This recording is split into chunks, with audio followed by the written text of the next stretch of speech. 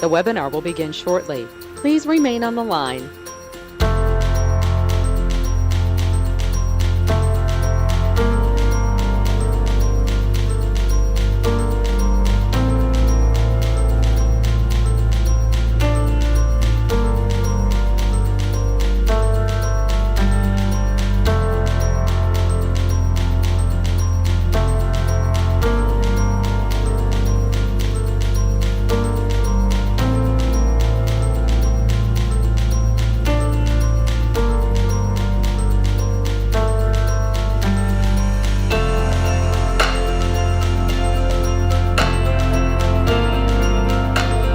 The webinar will begin shortly. Please remain on the line.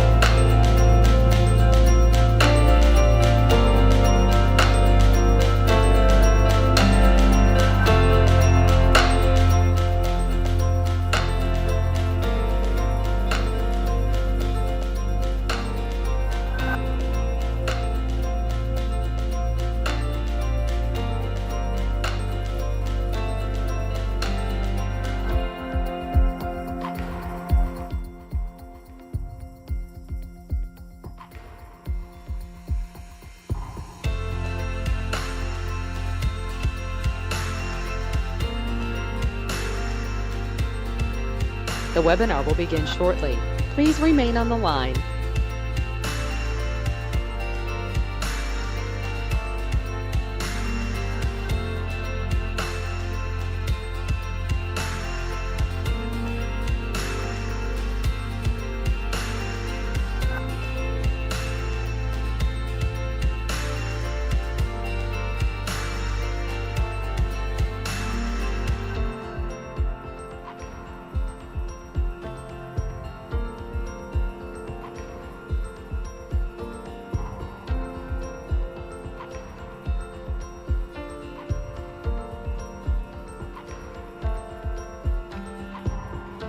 The webinar will begin shortly. Please remain on the line.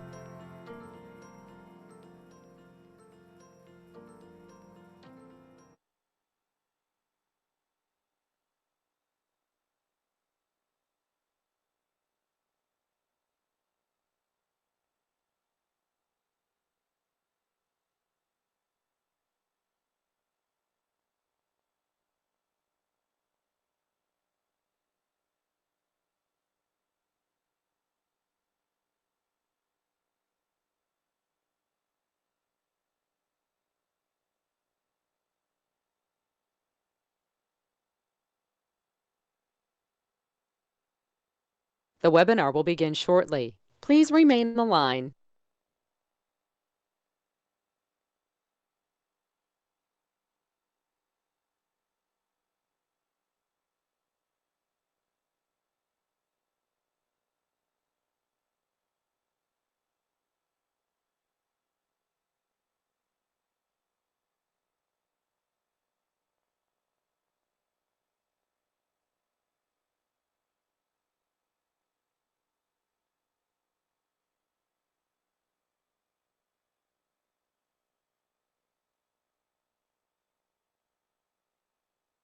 The broadcast is now starting. All attendees are in listen-only mode. I'm Mayor Rick Lott. I'd like to call this meeting to order.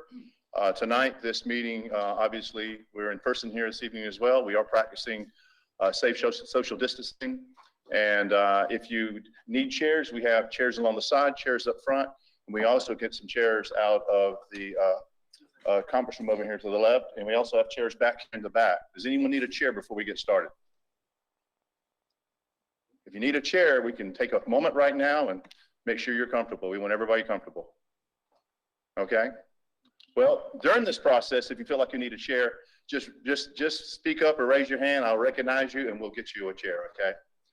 Thank you. I'd like to recognize some guests we have here this evening that help and support us a lot. And I don't think they're here to see me. I think they're here to see someone else that we're recognizing this evening, but we sure are glad they're here. We have the Temple Terrace Mayor, Andy Ross, with his wife, Meg, back in the back. Thank you. Thank you. He's a great colleague, and you know, there's 3 cities in Hillsborough County, and Temple Terrace and Plant City are great partners in pushing and doing great things for the citizens of both cities. We also have our retiring police chief, Ed Duncan, and his wife Kelly over here to the left. Chief, I'll never call you retiring chief again. You'll always just be chief. Fair enough? Is that okay, Kelly? Okay. We also have Jake Austin. He's the president of the Plant City EDC right here. We have and we also have William Thomas, the president of the Improvement League. William, where are you, sir? Back in the back here. Okay. And we also have Yvette Lewis, a new best friend of mine. Okay, she's the president of the Hillsborough County NAACP. Right over here, raise your hand. And we'll go ahead and get started now. We have a tradition in our city. We always start off with prayer, and after that, the pledge to our flag. And we're very honored to have Pastor Randall Johnson from the Eastside Baptist Church. That'll be leading us in prayer. Pastor Johnson, so much. Thank you so much for having us lead us in prayer this evening. Thank you for the opportunity. It's a great honor to pray. Thank you, sir. Father, we love you. There are so many reasons why. Every year, every day is a gift. And Father, in these times, just as in all the history of the world, there's turmoil all around us. But for your people, the turmoil, Lord, is there, but we rest in your peace. And Father, it is desire that all the world know the peace of Jesus Christ. And so, Father, that's our prayer. It's very simple. That, Lord, all would know you and know peace. Bless this commission, Lord. What a blessing it is to have people who love you, doing great things. And, Lord, they need you. So I pray your blessings upon them. Give them wisdom beyond themselves to do what is good, not just for some, but for all of Plant City. Bless our mayor, Lord. Thank you for his leadership. Thank you for his love for this town. And I pray your blessings specifically upon him. Bless this meeting, Lord. May it be one of us. And we love you. Thank you, Lord, for loving us in Jesus' name. Amen. Amen. Amen. You bring the flag up on the monitor? Okay. Attention, salute, pledge. I pledge allegiance to the flag of the United States of America and to the republic for which it stands, one nation, under God, indivisible, with liberty and justice for all. That was strong. Good. While we're about to get started in the rest of the meeting, I also want to recognize Steve Hurley, the chairman of the Plant City EDC. And Mr. Chairman, glad to have you here this evening.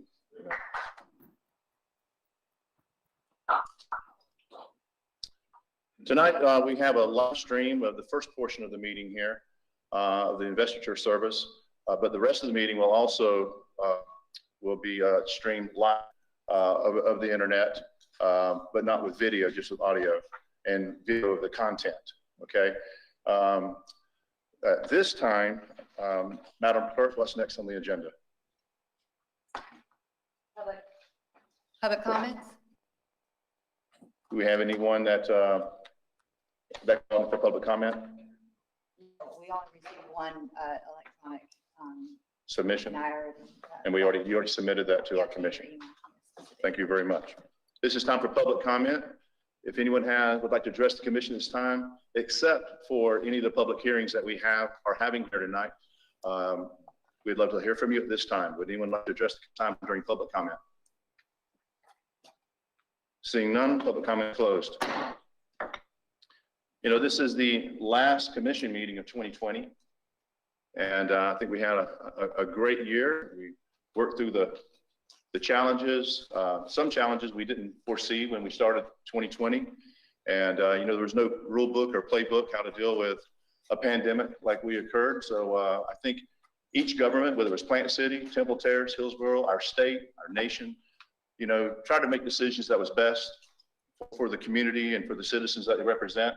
And so I'm just really proud of our city, because it's not just those that are the elected officials or the one who work for the city, but it's really, you know, the citizens that came together and gave faith and trust in the elected body, as well as, you know, our leaders in the city and so forth. So as excited I am to get into 2021, I really like the fact that we have a really solid agenda this evening that really caps off 2020 in the way it should be. Tonight, we're very honored to have the investiture ceremony for Police Chief James Bradford. And that's why I think we have such a large crowd here. City Manager, wouldn't you believe that? It's about half anyway. It's about half, I agree. So anyhow, there's no better way than for us to be able to have our last meeting of 2020 than to what we're about to do. Mr. City Manager, you'd like to lead the ceremony? Thank you, Mr. Mayor. Good evening, Mayor and Commissioners. It is my honor to host the investiture ceremony for our new Police Chief, James M. Bradford. And at this time, if Chief Bradford will come to the podium, he'll be accompanied by his wife, Susan, as well as his daughter and son-in-law, Elizabeth and Richard L. Rassi. Commissioners, I am pleased to advise you that I am confirming to you the appointment of James M. Bradford as our next Chief of Police in accordance with City Charter and all related procedures. Chief Bradford was selected after a very thorough and diligent process that saw our city receive in excess of 76 applications for the police chief position. As you know, we went through a vetting process that reduced that number down to 27. And from that 27, we reduced it to 4 finalists who were all outstanding candidates, each bringing a unique set of skills and characteristics. After the thorough process of finalist interviews, it took a course of 3 days. It was clear to me that the candidate that presented the best fit in all respects for our city, our police department, our entire community, and moving us forward in the future and maintaining our path of professionalism in law enforcement was James Bradford. So it was my honor to offer him the position, which he accepted. He has spent the past couple of weeks getting his feet on the ground, learning the department, working closely with Chief Duncan to be up to speed as he begins his tenure as our next police chief. So with that background, it is now my honor to call upon our city clerk, Karen Miller, to administer the oath of office, following which I will be presenting the badge of his office to Chief Bradford's wife, who will pin his uniform with his badge. So, city clerk. Raise your right hand. I state your name. I, James M. Bradford, Do solemnly swear do solemnly swear that I am a citizen of the United States that I am a citizen of the United States and the state of Florida and the state of Florida and the city of Plant City, and the city of Plant City, and I have all the qualifications and I have all the qualifications as required by the charter as required by the charter for the office upon which for the office upon which I am about to enter, I am about to enter, and that I support and that I support the Constitution of the United States the Constitution of the United States and the Constitution of the state of Florida and the Constitution of the state of Florida and the ordinances of the city of Plant City, and the ordinances of the city of Plant City, and that I will faithfully perform and I will faithfully perform the duties of the office the duties of the office on which on which I am now about to enter. I am now about to enter. So help me God. So help me God. Congratulations. Thank you.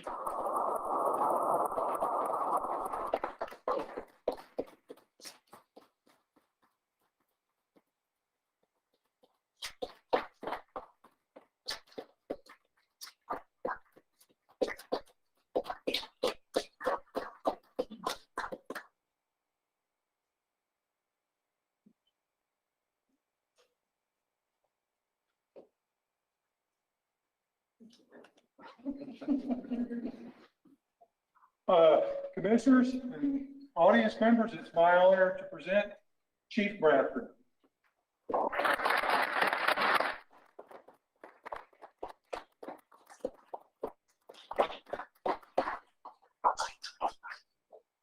Chief Bradford, you have, I know we had an interview with you at the Christmas parade the other night. I thought it was spectacular.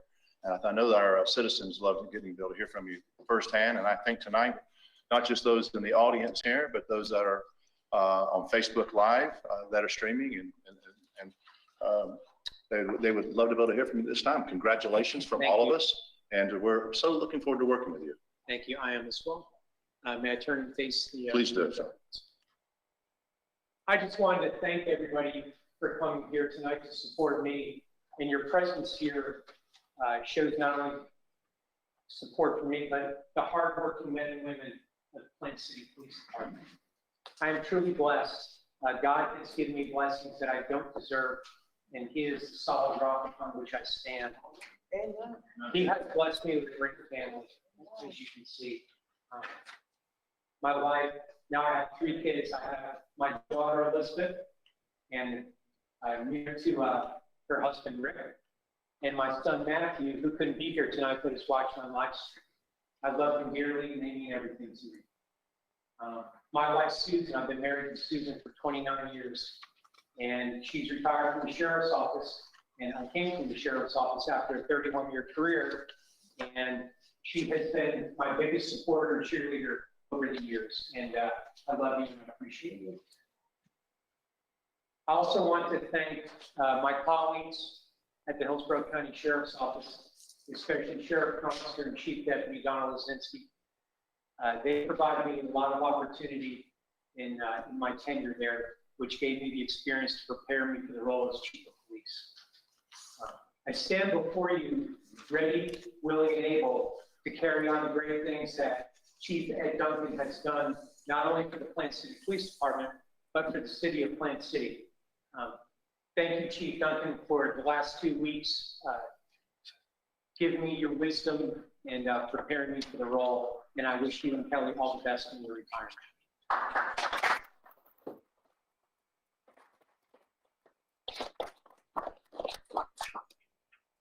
I just want to thank you, the City Commission, and all the members in city government that have welcomed me with open arms. I really look forward to being the Chief of Police and being a servant here in the city of Plant City. And with that, I pray God blesses you all, and you all have a great night.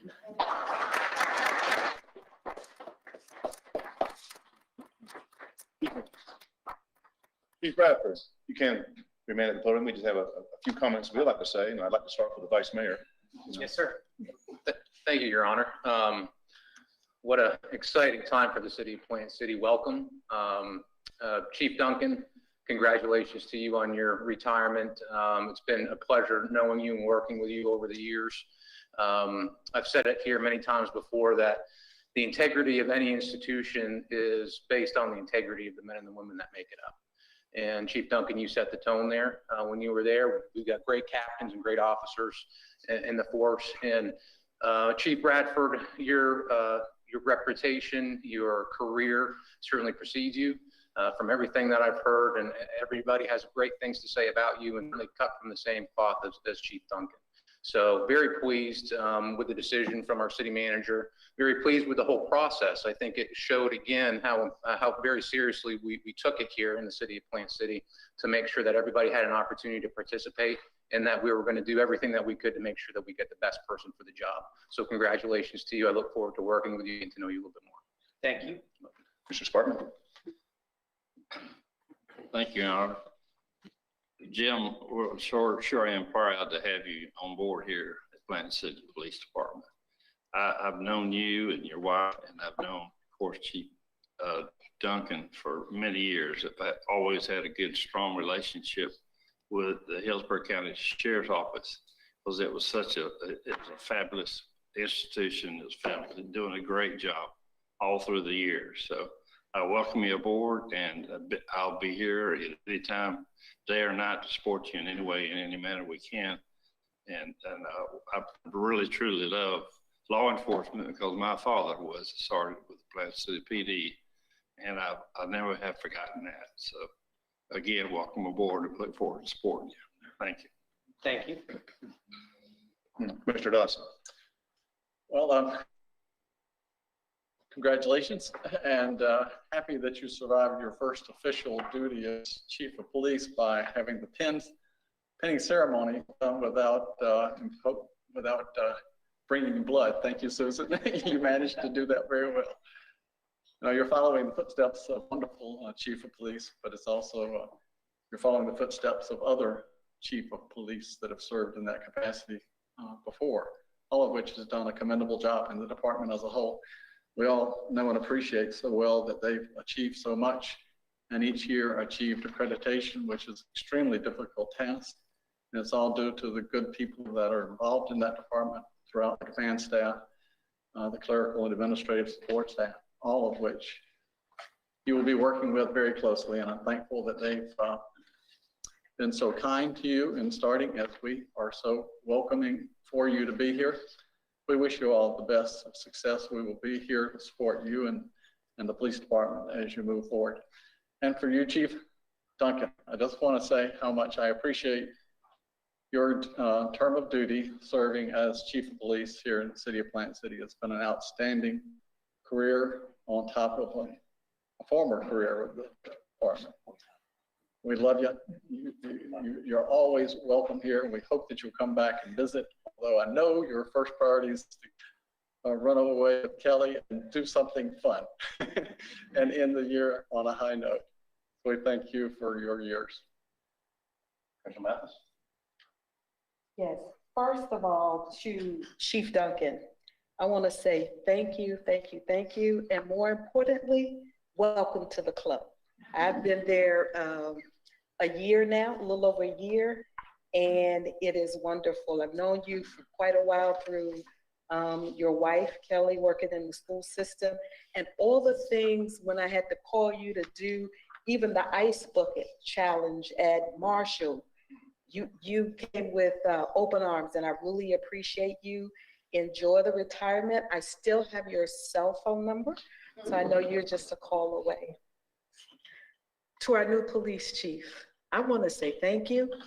And all I needed to say from the words that you gave from after the ceremony was amen.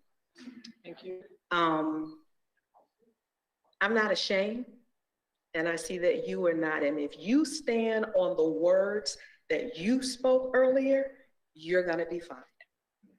To your wife, thank you so much for being there with him and beside him, and to his daughter and new son-in-law, we welcome you. I am so sorry you have to get on that plane going back to Virginia to the cold, but please know, and the snow, which you'll have later this week, but please know that this is your home and we're going to be here taking care of your father. So to our new police chief, thank you. And again, stand on those words and you'll be fine. Thank you. City Attorney? First to Chief Duncan.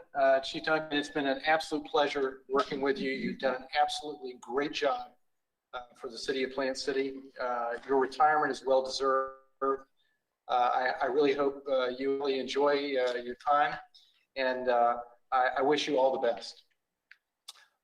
Chief Bradford, I just recently met you, and I look forward to getting to know you and working with you.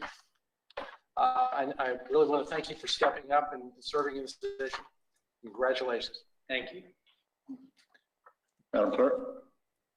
Yes, so Chief Duncan, I just want to say I've enjoyed the time working with you. It's been an honor working along beside you, and you will be missed, but congratulations on your retirement. I wish you a long, happy retirement with you and your wife. And Chief Bradford, I look forward to working with you and having a long working relationship and a rewarding relationship. So welcome and congratulations. Thank you. Well, I'm going to not try to repeat what's been said so far, but Chief Duncan, Kelly, as you know, with Chief Duncan, he's not wordy when he communicates with you. Okay, he's to the point, and I think he's probably one of the best leaders I've ever met to say the fewest amount of words, but gets to the point across where you know exactly what he means and you agree with everything he's saying. So I'm going to try to be less wordy in my comments about you, sir.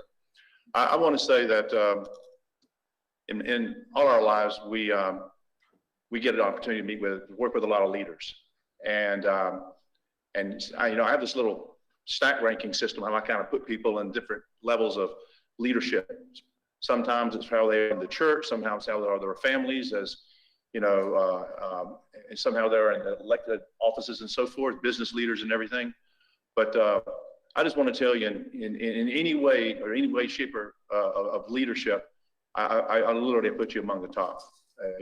I think you're the leader of leaders, and I can't imagine, having someone that could, follow in your footsteps. And but you got some big shoes to fill, and but I know you'll be there as always. And we wish you and Kelly the best, and we will miss you. I'll tell you something, Chief Duncan. This city loves you, and that's a fact. They love you, and you've been a great face and a great leader in our city for a long time. So thanks again, Chief Bradford. Obviously you have a large group that came out to wish you well tonight. Everyone that knows you, respects you. You have a wonderful, loving family, as you can see here tonight, that supports you. And know that this commission here, we're very proud of all the employees of our city. We're very proud of the men and women in blue in this city. Our police department, our fire department, they meet with the citizens in our community really more than anyone does. And so I know that you'll do a wonderful job, and please know that you can count on this commission to give you the resources and the tools to manage this department the way it is today, and also to make it better. So welcome to the family, and we hope your family feels welcome to this new Plant City family. It's nothing like retiring and 3 months later you're back at it again. So I guess retiring didn't sit well, did it? Proud to serve. Well, anyway, we're very proud to work with you. You're a good man. City manager. Well, thank you again, Mr. Mayor. Congratulations, Chief Bradford. It's an auspicious occasion for you tonight. I'll share with everyone that I've had the past couple of weeks to work with Chief Bradford and communicate with him as he has come up to speed with the department. And I think we are off to a great start, and I'm looking forward to a very positive and productive relationship with our new chief as he leads our police department forward. And I'm very excited about the things that he and I discussed. So all good things ahead, Chief Bradford. I do want to say a special word of thanks to Chief Duncan. I echo everything that has been said tonight.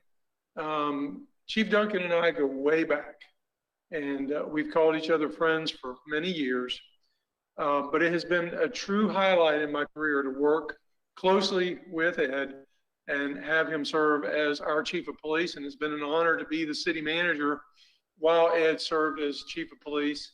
Ed, I thank you sincerely from the bottom of my heart for everything you've done and for the leadership you've brought to the police department. And I think that you and I see very similarly, eye to eye, so to speak, that we have someone who we've placed our trust in good hands with Chief Bradford. Ed, thank you so much. And Kelly, thank you for your support all these years for Ed and everything that he's been doing for us. So thank you very much. Chief Duncan, you can finally turn that oven on now. Learn to cook. That's a side joke. He confessed to us that at the celebrity chef dinner one night that he had a brand new stove that's 2 years old, and he said the construction manual's inside of it, still inside of it. And here he was, our celebrity chef. So. Now you have time to read that instruction manual. We love you, Chief. Chief Bradford, welcome. Thank you. Thank you all for the kind words.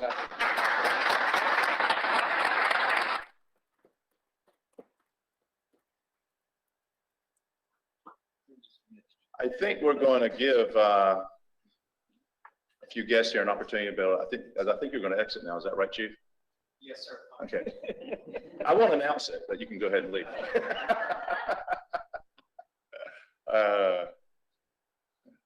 Thank you, everyone, for coming here.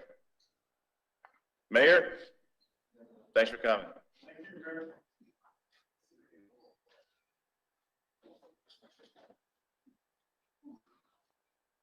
Still standing, you now have plenty of chairs to choose.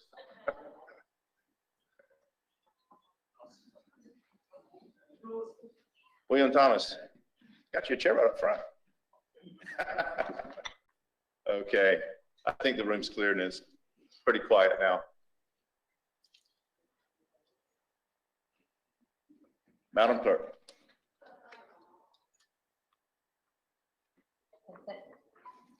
Consent agenda? Before we ask for approval of the consent agenda, is there any item anyone like to have removed for further consideration? Seeing none, what's the pleasure of the commission? Second that motion. Then move to second. Any discussion? Seeing none, please place your vote. Record the vote, please. And the consent agenda is approved with a vote of 5-0. Madam Clerk, next item. Reports of officers, boards, and committees? It's the same manager. Thank you, Mr. Mayor. I'll try to keep this brief in the interest of time, but I do want to point to the attached monthly social media report. So you can see the level of contact and interaction that we are having with the public through our various social media channels. Mr. Mayor, I'm sorry to report that we won't see the results of our parade hosting gig until January, but I'm hoping we had big numbers. I know we went international, so maybe we'll get big numbers next month. We did receive a nice letter from Sylvia Dotson thanking city staff for support of annual Empty Bowls event that was held last month at the depot. I want to point out that there's a great deal of city staff that does provide support to that event, like we do so many others here in town. But one group in particular is our general services crew.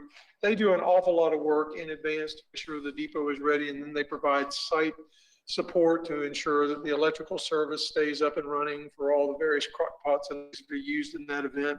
So it was very nice to receive that recognition from Mrs. Dotson. Our Parks and Rec Director, Jack Holland, received a letter for his staff from City Point Church, thanking them for their support of the church's annual Harvest Feast. And on December 9th, I had the honor to present my City Manager Challenge coins and certificates of appreciation to a number of our staff out in the stormwater and streets and stormwater department. And what that was recognition of is the ongoing CARES Act project that we have. And I know some of you have had an opportunity to see what's going on the floors above us here in City Hall. It is a massive undertaking. Well, before those floors could be gutted for the renovation that's going on right now, they had to be cleared off. They had to be completely cleaned out. All the clutter of 2 decades had to be removed. And this team went above and beyond. They truly went the extra mile. It's not their job. This is really not what they're here to do, but they pitched in willingly with a glad heart, and they made a tremendous difference in our effort to get this building cleared out so that we could begin the renovation process. That's important, as you know, because we are on a very tight time. We must have all of this done by December 30th. So every hour, every day was essential. These folks really contributed to the effort, and that's why they were recognized. I will let the remainder of my written report stand, and I stand for any questions. Some questions, City Managers? Seeing none, City Attorney? No report, Mr. Mayor. Madam Clerk? No report. Commissioner Mathis?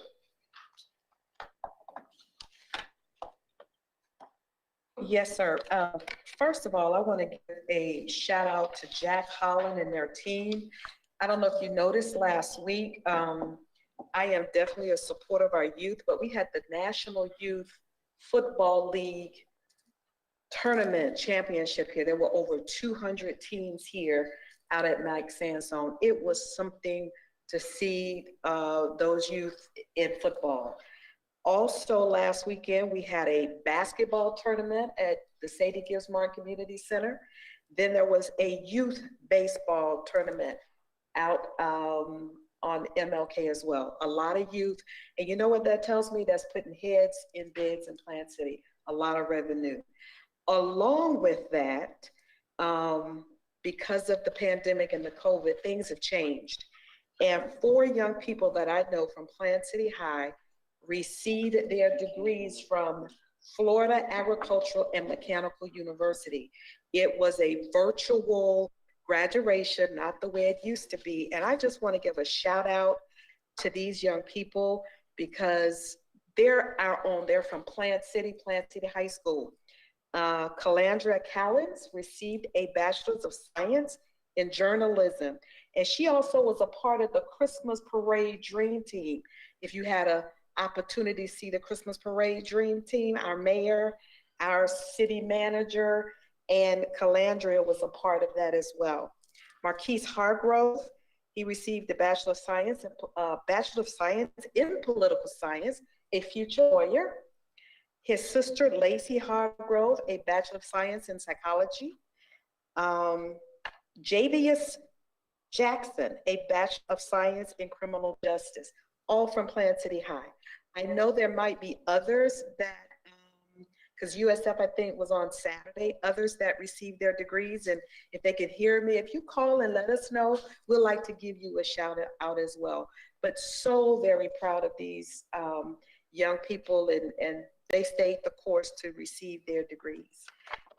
Last but not least, it's that time of the year. And to my fellow colleagues, city manager, city attorney, city clerk, all the staff, all of you, I wish you a blessed holiday season. Happy Hanukkah, happy Kwanzaa, no matter what you celebrate. This is a wonderful time of the year. To all of you, please keep safe and protect during this holiday season. I love all of you, and I look forward to seeing you around town and back here in the new year.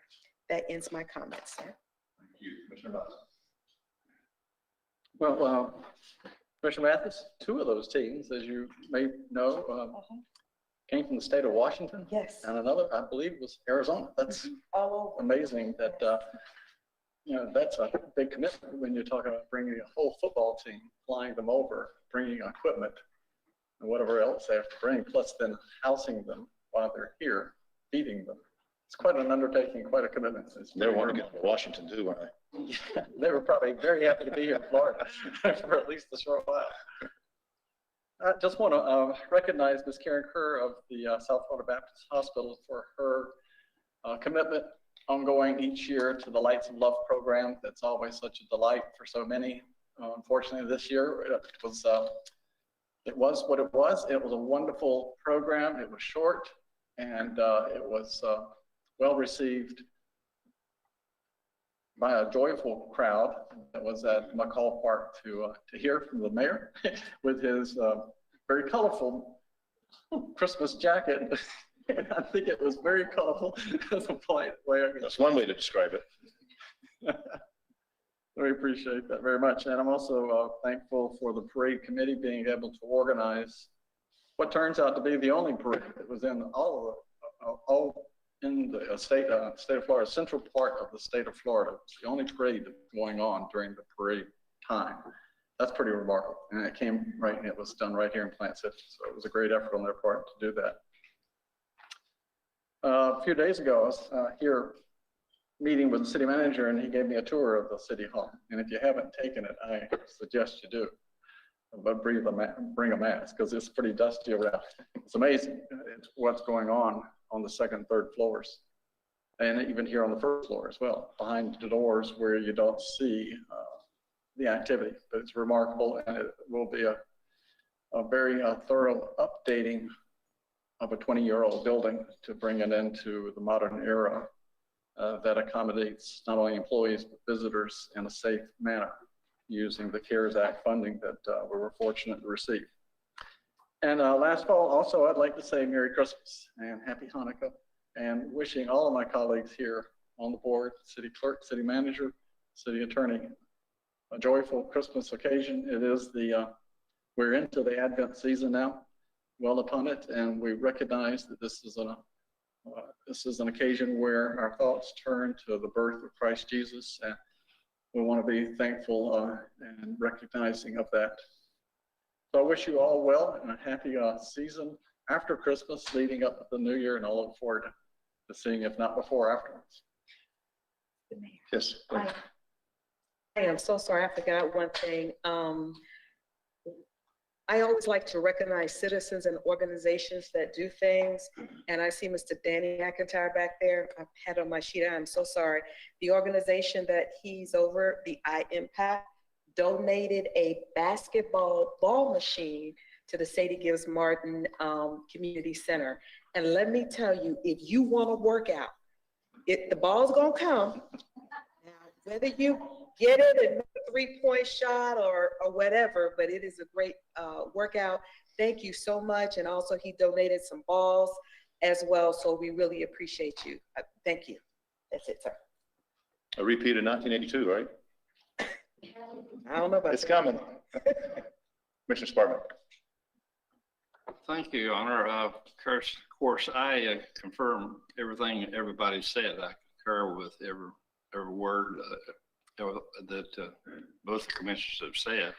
I'm kind of like Ed Duncan, you know, I'm not a lot on words, but I always say every year when I was in business and had my convenience store chain and we had our annual Christmas party, I always caution my employees, particularly in that line of work that we're in. But the Christmas season brings out the best and the worst in people. So I just pray that everybody will be healthy and safe during this period of time. And I wish everybody a very Merry Christmas and a Happy New Year. And we'll start off 2021, hope and recovery. And pray in the name of the Father, Son, and Holy Ghost that the world will recoup and come back to one nation under God. Thank you. Vice Mayor. Thank you, sir.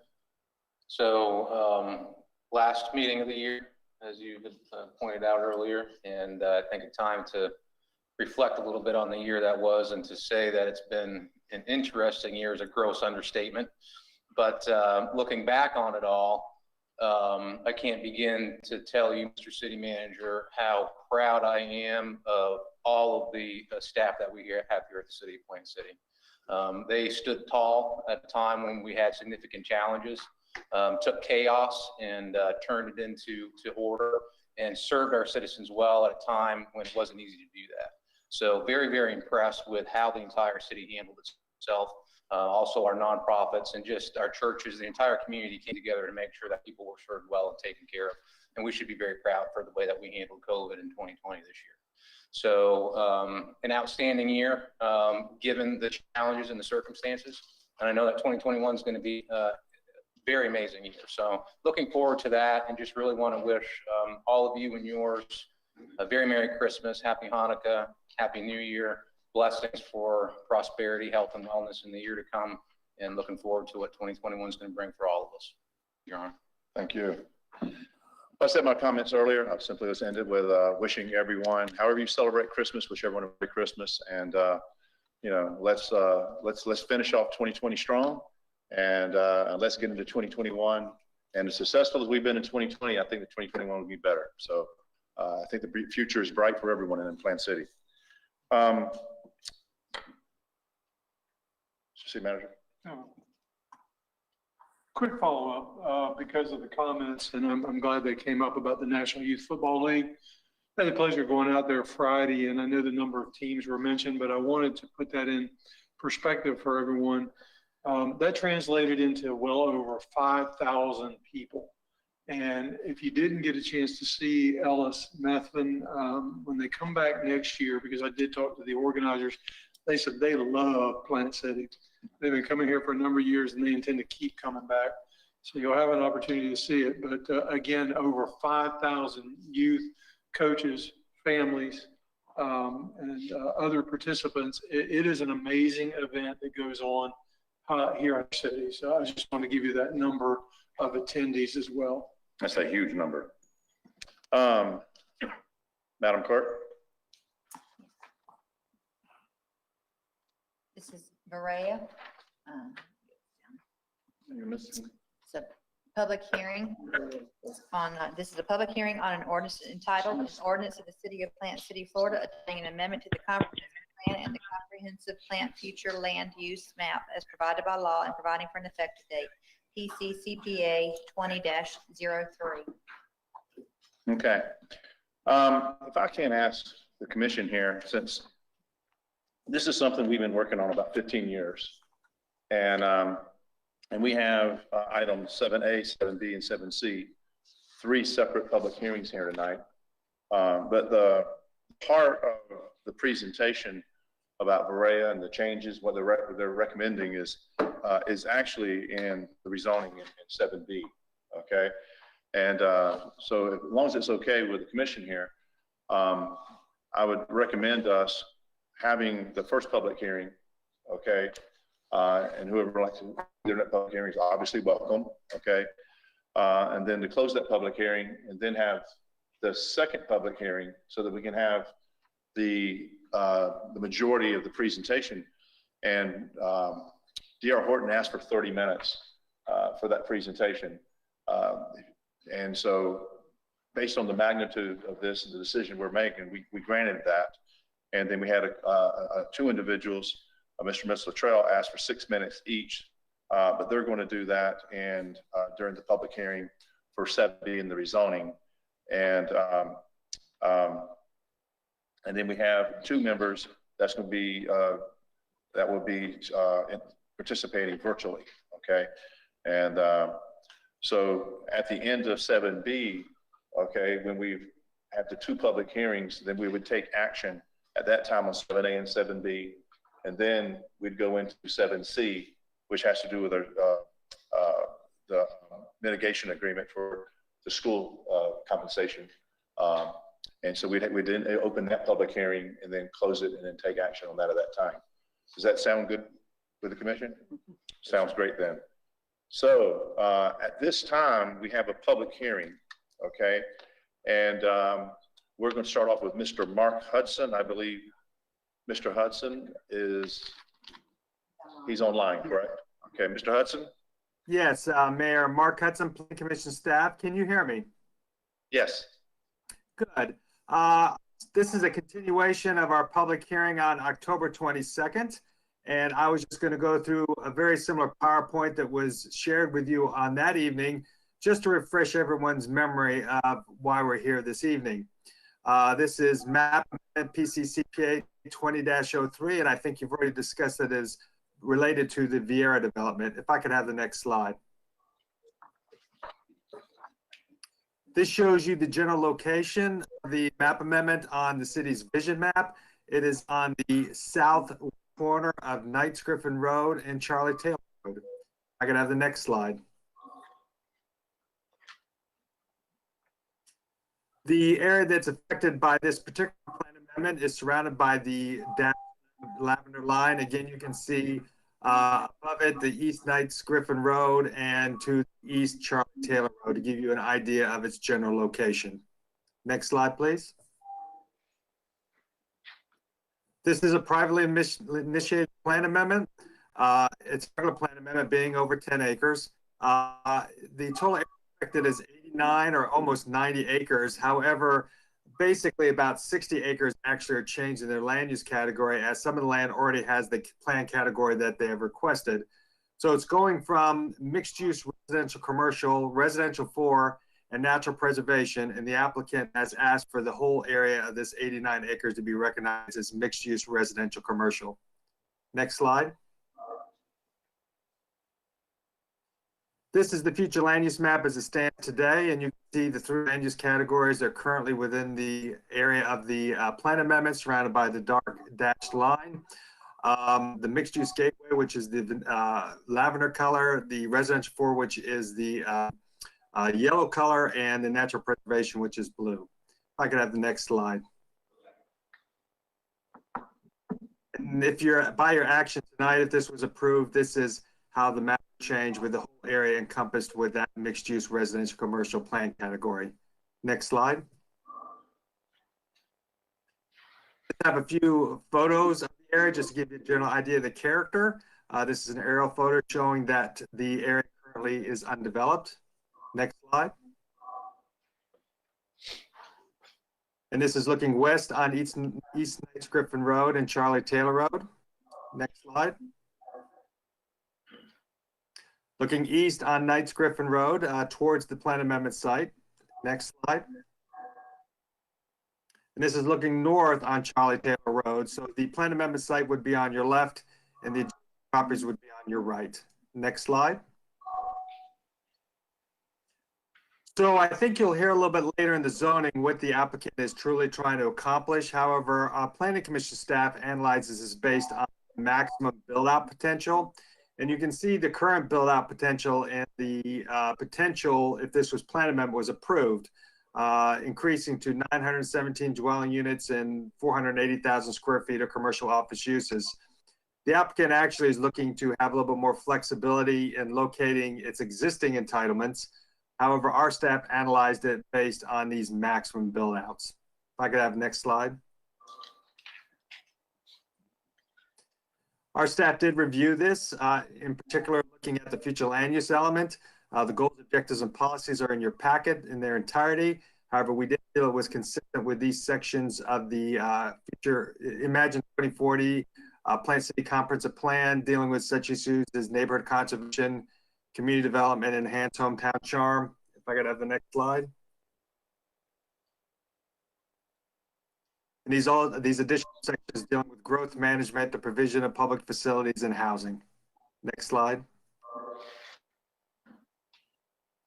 I think these topics will also be discussed in more detail in the zoning and the other items on your agenda tonight, but they will need to address school capacity through the concurrency process, and also do some transportation analysis in conjunction with Hillsborough County. Next slide. And finally, to let you know what has occurred up to this date, the Planning Board did recommend its approval back on June 24th. The Planning Commission did likewise on July 13th. We had our transmittal hearing on August 10th, which we sent this up to the Department of Economic Opportunity for their review. They informed us they had no objections on August 31st. Of course, we had our original hearing on October 26th, and which was continued to this date. And if I could have the next slide. And finally, our staff recommends that the City Commission adopt an ordinance approving PCCPA 20-03 that proposes to change the land use designation of the affected parcel to mixed-use residence commercial. And with that, Mayor, that concludes my presentation. I'd be happy to stand for any questions. Any questions, Mr. Hudson? Any questions? See none, thank you very much. I believe we have Ms. Diane Chadwick. Okay. Change the plan. Real quick, regarding 400 North Ashley Drive, just a point of clarification. I was a little bit confused on the beginning. If it's okay, Diane is going to address the comp plan amendment, and then we'll give our full presentation on the zoning. And I know with Mr. Buckman, the comp plan amendments legislative and the others quasi-judicial. Just want to keep those straight. And so just wanted to make sure that was. We're going to vote separately on. Okay, perfect. Okay. But I understand from talking to our city attorney that the 30 minutes you asked for was on the rezoning. Great. And, okay. And I know that the comp plan amendment is integrated with the zoning, and the assurance that we gave the last time was we were not using this as an opportunity to further entitle the site. And that, of course, is in that PD document. And so I get the integration, but just wanted to clarify that. So with that, I'll turn things over to Diane for the comp plan presentation, and then we'll roll straight from that into the. Well, once we're finished with the public hearing, we'll close this public hearing, and then we're just going to hold off and vote on this public hearing until after we have the rezoning public hearing. Perfect. Is that fair enough with you? Yes, absolutely. Thank you. Sounds good. Thank you. Good evening, and this one will be quick. My name is Diane Chadwick, and I'm a planning principal with Stantec. Our address is 777 South Island Boulevard, Tampa, Florida. This is, as mentioned, just a request to expand out the mixed-use area. This graphic does show the currently proposed PD plan and the areas in the upper right or northeast corner of the project. There's been a succession of approvals over time. It originally started out with 345,000 square feet of commercial and 50,000 square feet of office. That remains the same, and you'll hear that in your PD presentation. So this is not an attempt to expand out on actual entitlements for the project. It is strictly trying to expand out the area to accommodate the entitlements. Next slide. This is just a zoomed in area. The existing mixed use is in that pink purple color. It's about 33.7 acres.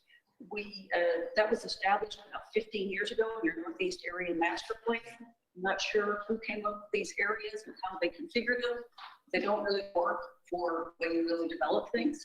So as we moved along and we got further along in the details here, we needed to expand out the area. So we are expanding by 50 cents, again, solely to accommodate the approved entitlements. And as a point of explanation, you keep hearing about 89 acres.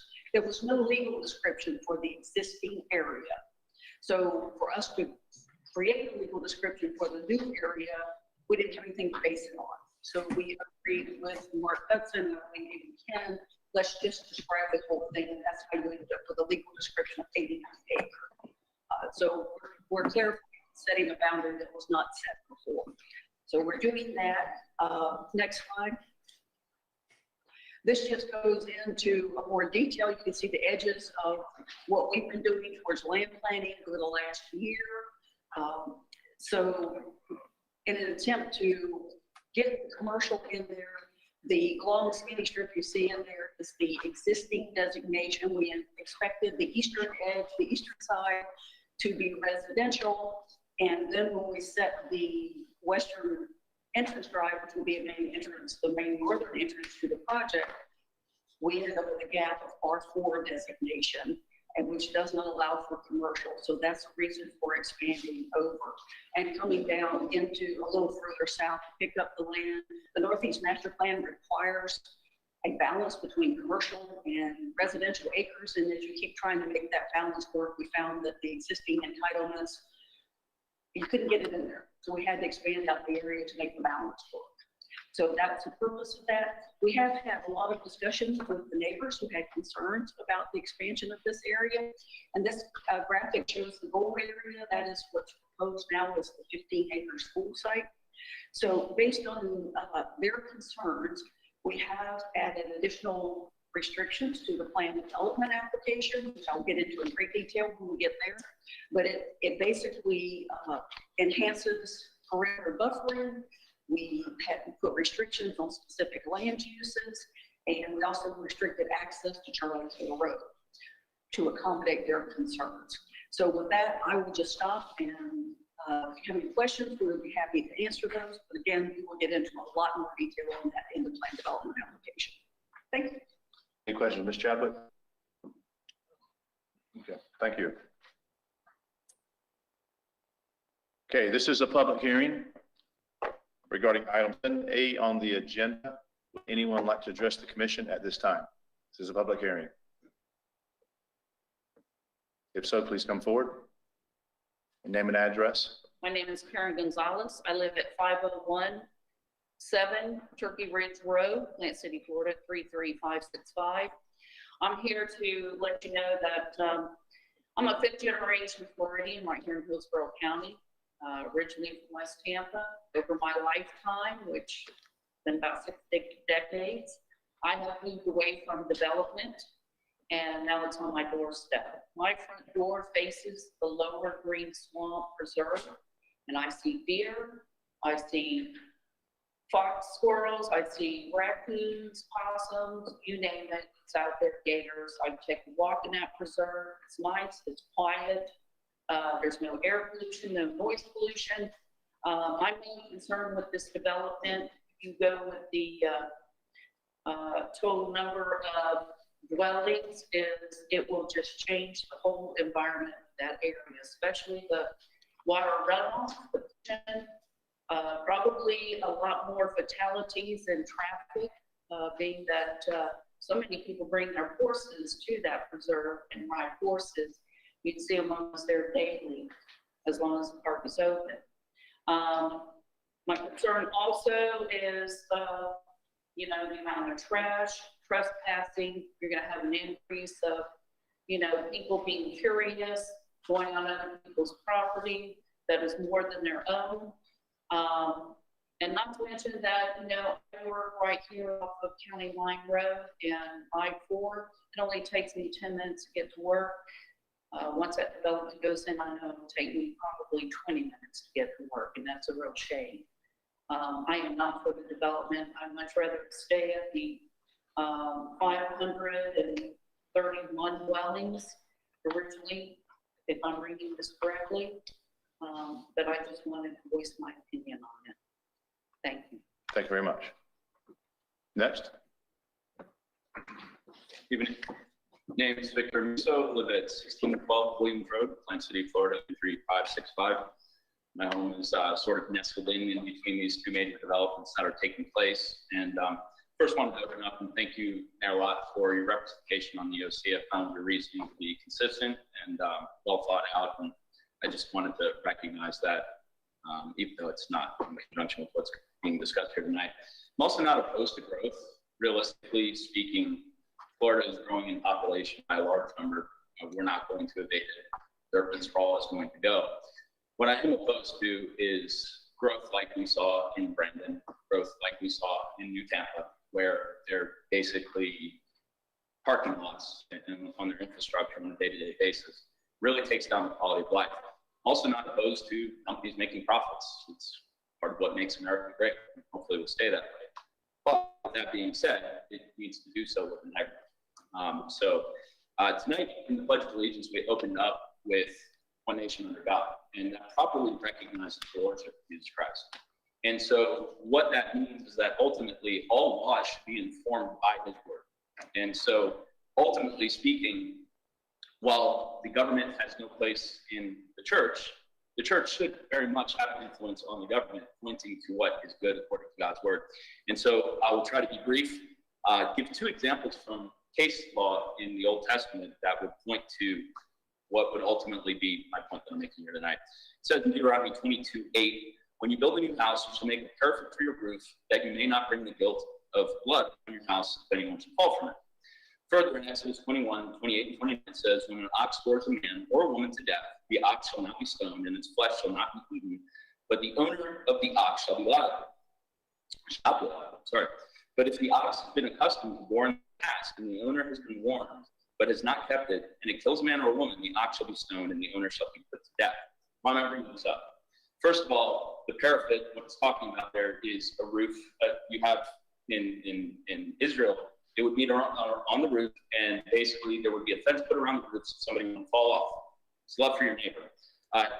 Secondly, here in Exodus, love for your neighbor is demonstrated by if you know there's liability, if you know the action that you are going to do is causing trouble, then you're liable. If you could say, there's no Brandon, there's no New Tampa. Okay, you don't know. But when there's such a dense population that will be added here as being proposed in this amendment, you're going to ultimately cause what we have seen in those places. So what I would ask you to do humbly is to love your neighbor and vote against this amendment. Thank you. Thank you. This is a public hearing. Would anyone else like to address the commission at this time? Please come forward. We're just getting it nice and clean for you. Name and address, please. Eva Dyer, 4104 North Wilder Road, Plant City, Florida, 33565. Good evening. Thank you for making the time to hear our concerns. I'm a retired Navy senior chief and proud veteran. I moved to Plant City after I retired in 2006 after a stressful Navy career. I was thrilled when I got the opportunity to buy a house in the Midway area. I love it here. I saw a big part of the world during my time in travels in the Navy, and I can tell you that the Midway area of Plant City is truly a treasure. I'm asking the developer to please preserve our rural landscape as much as possible. The world does not need another Brandon or Lithia Pinecrest, overdeveloped neighborhood and busy road. The world needs more Plant Cities. Please hear our concerns and do not overdevelop this area. Thank you. Thank you. Would anyone else like to address the commission at this time?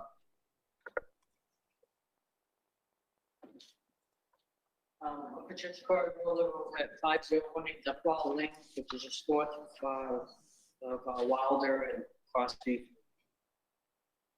Makes good. I made my complaint. It seems like it just went in and out, so I'm not worried about that. But these are from people that couldn't make it up here and they wanted me to say something. And this is what she's saying: the developers want to reduce the setbacks, increase the number of residents, and more than double the commercial space. Urban sprawl tossed out in the country. No accessible roads capable of handling the traffic and serious water management concerns. Yet the developers march on and the politicians follow. Get up, speak up, or forever hold your peace. I'm victim of Fish Hawk Ranch because they went to a lot themselves. And I need to talk to you. I'm also retired in the United States Navy. That's all I got to say. Thank you very much. Would anyone else like to address the commission at this time?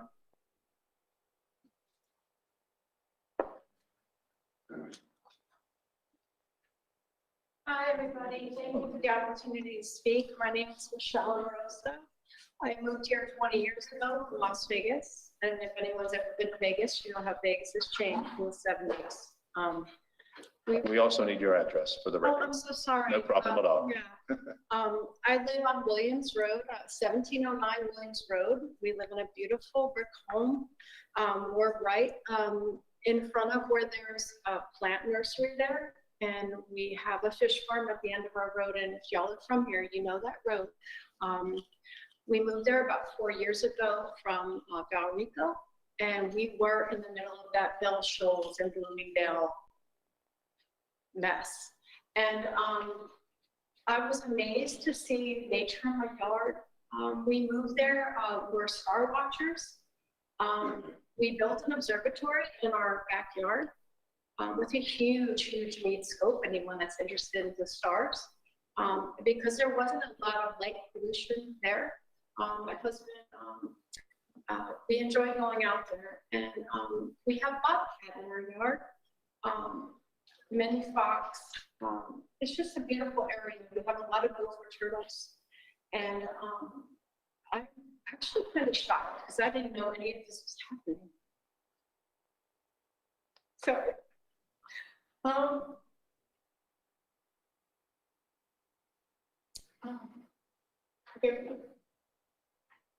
I get very emotional because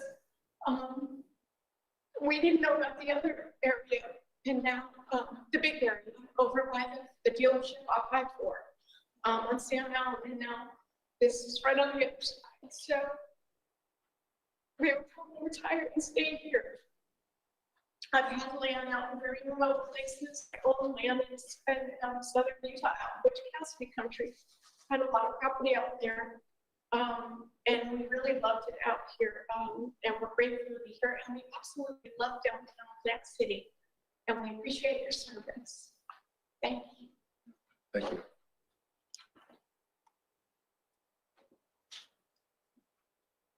Sir, did you want to speak? Please come forward.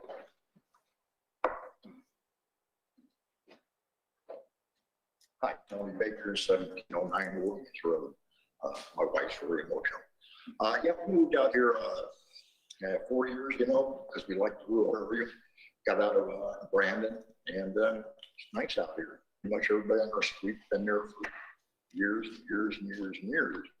And just on what you said about the observatory, that's true. I moved out here to build an observatory, built it, I got all the tracks and all the light pollution, but it's progress. But the only thing that I would really like to bring attention to is the commercial part of it. It's not much we do about put houses out there, whatever. That probably sounds like a done deal, but I'd really like to consider that commercial part of it, because that's just going to bring even more traffic. When we moved out there, we didn't know I don't know what the name of the track right there at Sam Allen Park right there. We're north of that. But when as that started in moving, it just was driving all kind of animals out. We had coming to the yard, condos, kind of stuff. They're still out there because they kind of relocated that area. We've got a lot of work we're Gopher Turtle Central out there. But it seems like more traffic picks up probably here in the last 3-4 months. Just the people taking a shortcut coming down Knights Griffin to jump on the Williams and go down here, so cut over to Wilder and stuff. Well, that'll get a lot worse. But probably in the last 3-4 months, we've lost 120 years of turtles, 3 turtles. You know, like I said, no big deal, but they're protected, you know what I mean? And just, I don't want to sound emotional over turtles, but I think they deserve a break too. And I think if the place was zoned one way, just to kick open the door for commercial property in that area, it's just going to get burst, and maybe all want to get out there, and who else? Like I say, it's just that I just feel that, you know, leave the commercial part out of it, and, you know, it just kind of get all the people around there to break and drive tractors, and, you know, it's still pretty rural out there. You know, it would be somewhat nice to keep it that way. And I understand people need a place to live, you know, all that stuff, you know, but if we could just keep the commercial out of it, I think that would just be, at this point, it just kind of help our neighborhood. Thanks for your time. Thank you. This is a public hearing. Would anyone else like to address this commission at this time?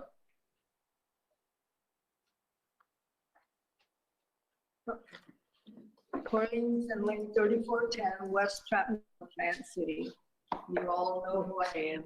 Now, I really hadn't planned to say anything tonight because you would know what I'm thinking anyway. But I went through this whole procedure 38 years ago with Walden Lake. And I suffered through all the dirt and the dust from when the wind would blow and the bulldozers were working.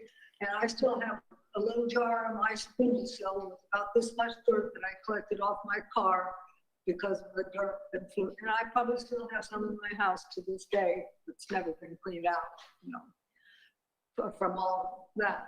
Plus we get the flooding now of Walden Lake. And another thing that somebody doesn't really think about too much when you build more people and bring more people in. When I first moved there, if we had any fireworks at all, you could hear it way down in Plant City somewhere. But now I'm like in a war zone. And July 4th, and now we're gonna have 2 days at New Year's, and there's bombs coming from this side and that side and this side, and now the south side, because Plant City's built on the south side. And it's, I feel like I'm in Iraq or Iran or Afghanistan or something. And basically, I have post-traumatic stress syndrome because of that. And I have animals. I used to have 4 horses. Now I'm down to just 1, and she was freaked out about it. But I turn the radios on, turn the lights on, and try to shield her from some of all that. And, you know, people move to these areas to get away from some of this kind of stuff. And yet you folks vote to bring it all on us again. And I feel for the people that are going to be impacted by this other kind of development. And the roads that are going to be ruined that you've already fixed, because we had bad roads and you fixed them. With all this heavy traffic for that, it's going to be ruined some more. And the entrance, I have a friend in our church that lives off of Knights Griffin, way on the west end. And she says during rush hour, she can't even get out of where she lives, morning or night now. And that's way closer to Temple Terrace, wherever our Temple Terrace friends are here. And anyway, that's the end of my story. Thank you. Thank you, Ms. Fenton. This is a public hearing. Would anyone else like to address the commission at this time? Madam Clerk, we have 2 people that are online virtually. Is that correct? Correct. Let me see. Leanne Hitchcock. Ms. Hitchcock, are you on the line? Yes, ma'am, I am. Thank you for taking me tonight. My name is Leanne Hitchcock, and I am the owner of 12 acres at 4508 and 4510 Charlie Taylor Road since 2012. Charlie Taylor functions perfectly in the current day because there is not an abundance of homes or traffic in the area. I understand a traffic study was done in 2015, but this was conducted before consideration of additional traffic that will result from the additional new housing developments like North Park Isle, and from the changes in the proposal put forth today, where commercial zoning is moving all along the north part of Charlie Taylor Road. These commercial zones are proposed directly across the street from the more densely populated section of Charlie Taylor Road, where there are several small businesses depending on the ease of access for their livelihood. The request to amend the land use map to support an entrance for a school, apartments, and business on the north end of Charlie Taylor will put a strain on the current flow of traffic. A mix of high-speed traffic from the north to south cut-through vehicles, along with slower large service vehicles combined with increased flow from higher density land use and long lines from daily traffic can create a risky combination if not properly planned before the problem arises. The 2015 traffic study provided for the development did not call for a widening of Charlie Taylor Road. It was remaining as a 2-lane road, but the proposed changes tonight will require additional planning and road expansion costs. It is important to consider and know who will be responsible for traffic planning and a payment for a road expansion that this type of land use will require. I've seen years of delay in necessary traffic expansion where I recently lived in Orange County because the city and county could not agree with who was responsible for paying for the needed changes to intersections and road expansions where there was an overlap in jurisdiction. While I am not directly opposed to the requested change tonight, if Plant City is agreeing to the change in land use that will put additional traffic pressure on Charlie Taylor Road, which is half under the jurisdiction of Hillsborough County, I do believe that such changes should be conditioned upon adequate traffic planning and an agreement between the city and county with clearly defined authority and responsibility for the future expansion needs. Thank you for your time and allowing us to voice our concerns tonight. Thank you, Ms. Hitchcock. Also, then we have Ms. Martin. Yes, Nancy Martin, 3108 Midway Road, Plant City, Florida. I also echo the last speaker. Thank you. I'm new here to Plant City. We've only been here since May. Obviously, our house is the newest house built out here, and we love it out here. I hope you take into account all of the comments raised regarding Brandon, New Tampa, Wesley Chapel. They all are building extremely high volumes of homes. And the traffic that has been added to each street of Hillsborough County. Out here in Plant City, if you haven't learned from those communities, you will learn very quickly that with this added community, which is already coming, we know that, but you need to take in consideration how far you want to go with this because it's only going to create more volumes of issues. I, for one, going down Park Road is a disaster. There's so much infrastructure here that needs to be considered for upgrades before even having a community built of this magnitude. So those are my comments. Thank you for listening and hope to take into consideration. Thank you, Ms. Martin. Okay, before I close this public hearing, would anyone else like to address the commission at this time regarding item 7A on the agenda? Okay. Mr. Hudson, would you like to rebuttal?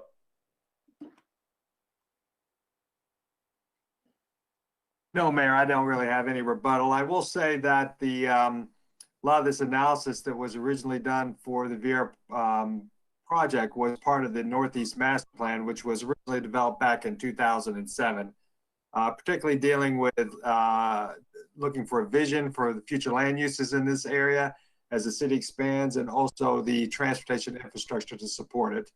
And just note that that material is available if anyone wants to review it in its entirety. But if the commission has any questions for me, I'd be happy to respond. Any other questions, Mr. Hudson, from the commission? No? Ms. Chadwick, you have to rebuttal? Mr. Chadwick, Stuart Gardner, 400 North Passage Drive. We'll save our comments for the end. But I did want to thank Mark. Has been absolutely fantastic throughout this and so thorough. I wanted to thank him for his time. And then just wanted to reiterate to this body that we are not increasing density or intensity or the overall acreage of this.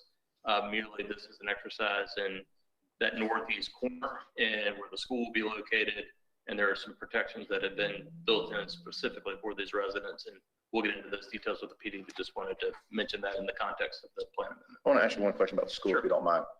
Are you planning on doing a actually using that land for a school, or is the plan to pay for a credit for No, the students for that school? set aside for that school. The school has 5 years to build on. Yes, but it is their right to do for 5 years. And if they elect That would not be to, elementary school then. correct. Then through the negotiations with the Luttrells, we've agreed that that area cannot be used for commercial, must be used for residential purposes if the school elects not to proceed. Okay, thank you. Any questions, Mr. Luttrell? Mr. Gardner. Sorry, Mr. Gardner. I just gave you another degree.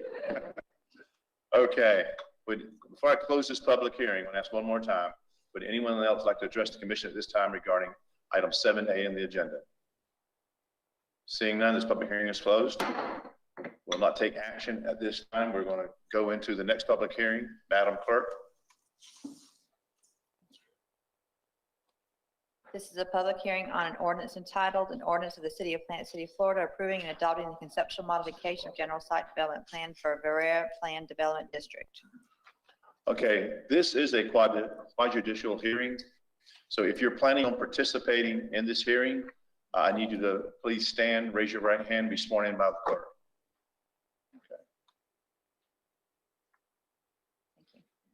Do you swear or affirm that the testimony you're about to give will be the truth, the whole truth, and nothing but the truth? Yes. Thank you. Okay, so we have a presentation by Robin Baker, which is city staff. Good evening. Robin Baker, Senior Planner with Planning and Zoning, I've been sworn in. Good to see you this evening. Thank you, good to see you as well. So the next request before you this evening is conceptual modification to the Varela Plan Development District, application number PB 2020-10. The site is located at the southwest corner of Charlie Taylor Road and Knight Strickland Road. It's north of I-4 and east of Fraser Lane. Currently, the future land use on the property is residential 4, mixed use residential commercial, and natural preservation. The project is approximately 1,008 acres in size, was originally approved in 2008, was amended in 2011, and again in 2015. Today, the project is currently approved for 2,640 residential units, 345,000 square feet of commercial, retail, and civic uses, and 50,000 square feet of office uses. Now, I'm going to do with this application like we've done with other conceptual modifications in the past. I'm just going to walk you through the actual changes to the site plan. I'll answer any questions as you go along, but we may want to wait for the presentation by the applicant and hold questions to the end, but interrupt me anytime you want. So before we go into the actual changes to the development, as been stated here earlier tonight, the thing that is not changed is the entitlements on the property. The applicant has not requested to increase any of the entitlements that I just read to you. So even if this does not pass tonight, they're still entitled to those same entitlements. They could still develop under the T&D they have approved not right now, correct? Correct. Okay. But they are not increasing any of the entitlement as part of this request. So the first change, which is the largest change, is to the development pattern of the planned development. The applicant proposes to change the development pattern from a traditional neighborhood development to open development, which will adhere solely to the requirements as shown on the site plan instead of Division 17 T&D of the Code of Ordinances.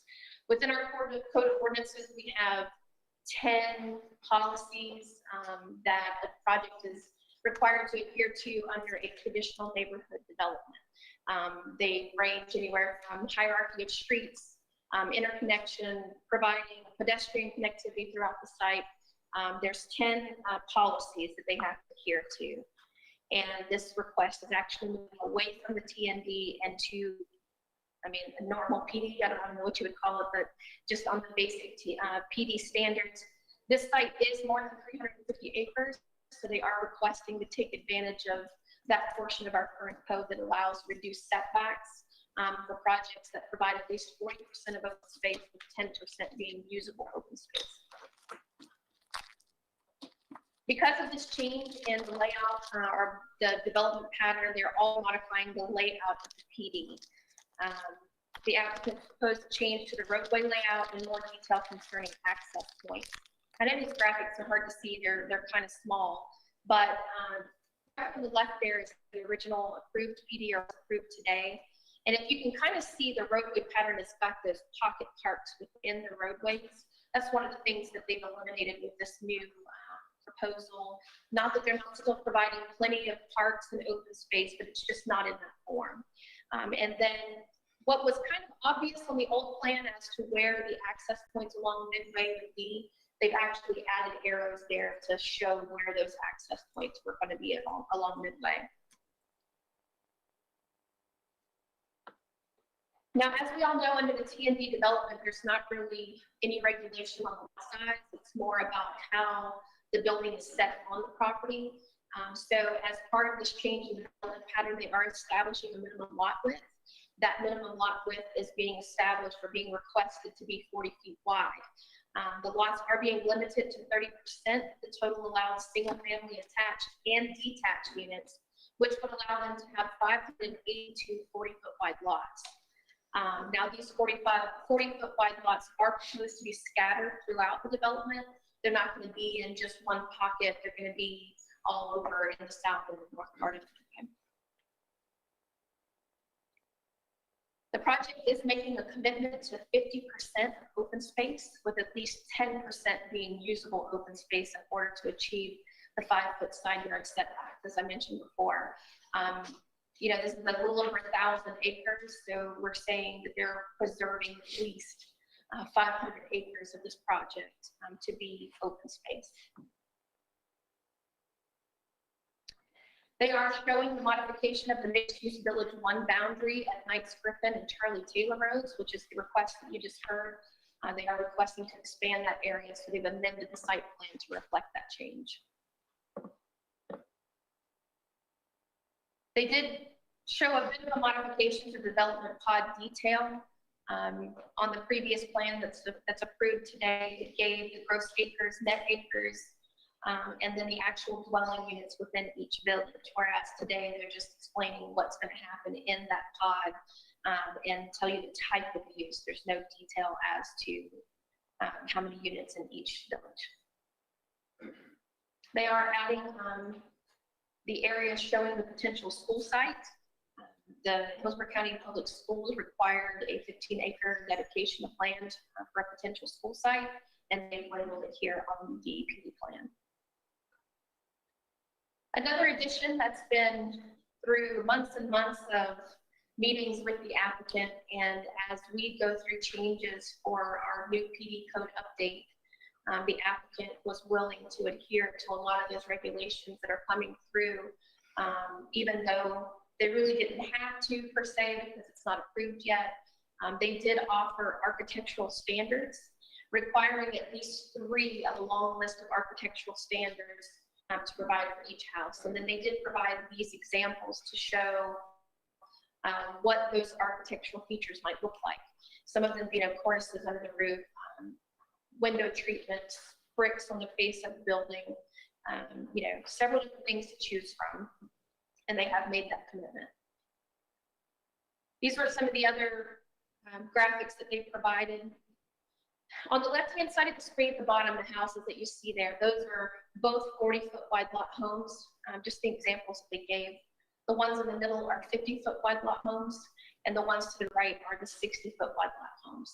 And then up at the top of this particular slide, you see some of the graphics that they provided as part of the development or a design element package that they submitted to show what the entrances could look like, the recreational facilities could look like, and some of the artist renderings of what the landscaping at the entrances and throughout the development would look like. These were originally pictures that they had included on the plan. I actually had them remove these pictures just because I was afraid that it would make it seem like they were limited to only those 3 things. And it was better to present it in language instead of pictures.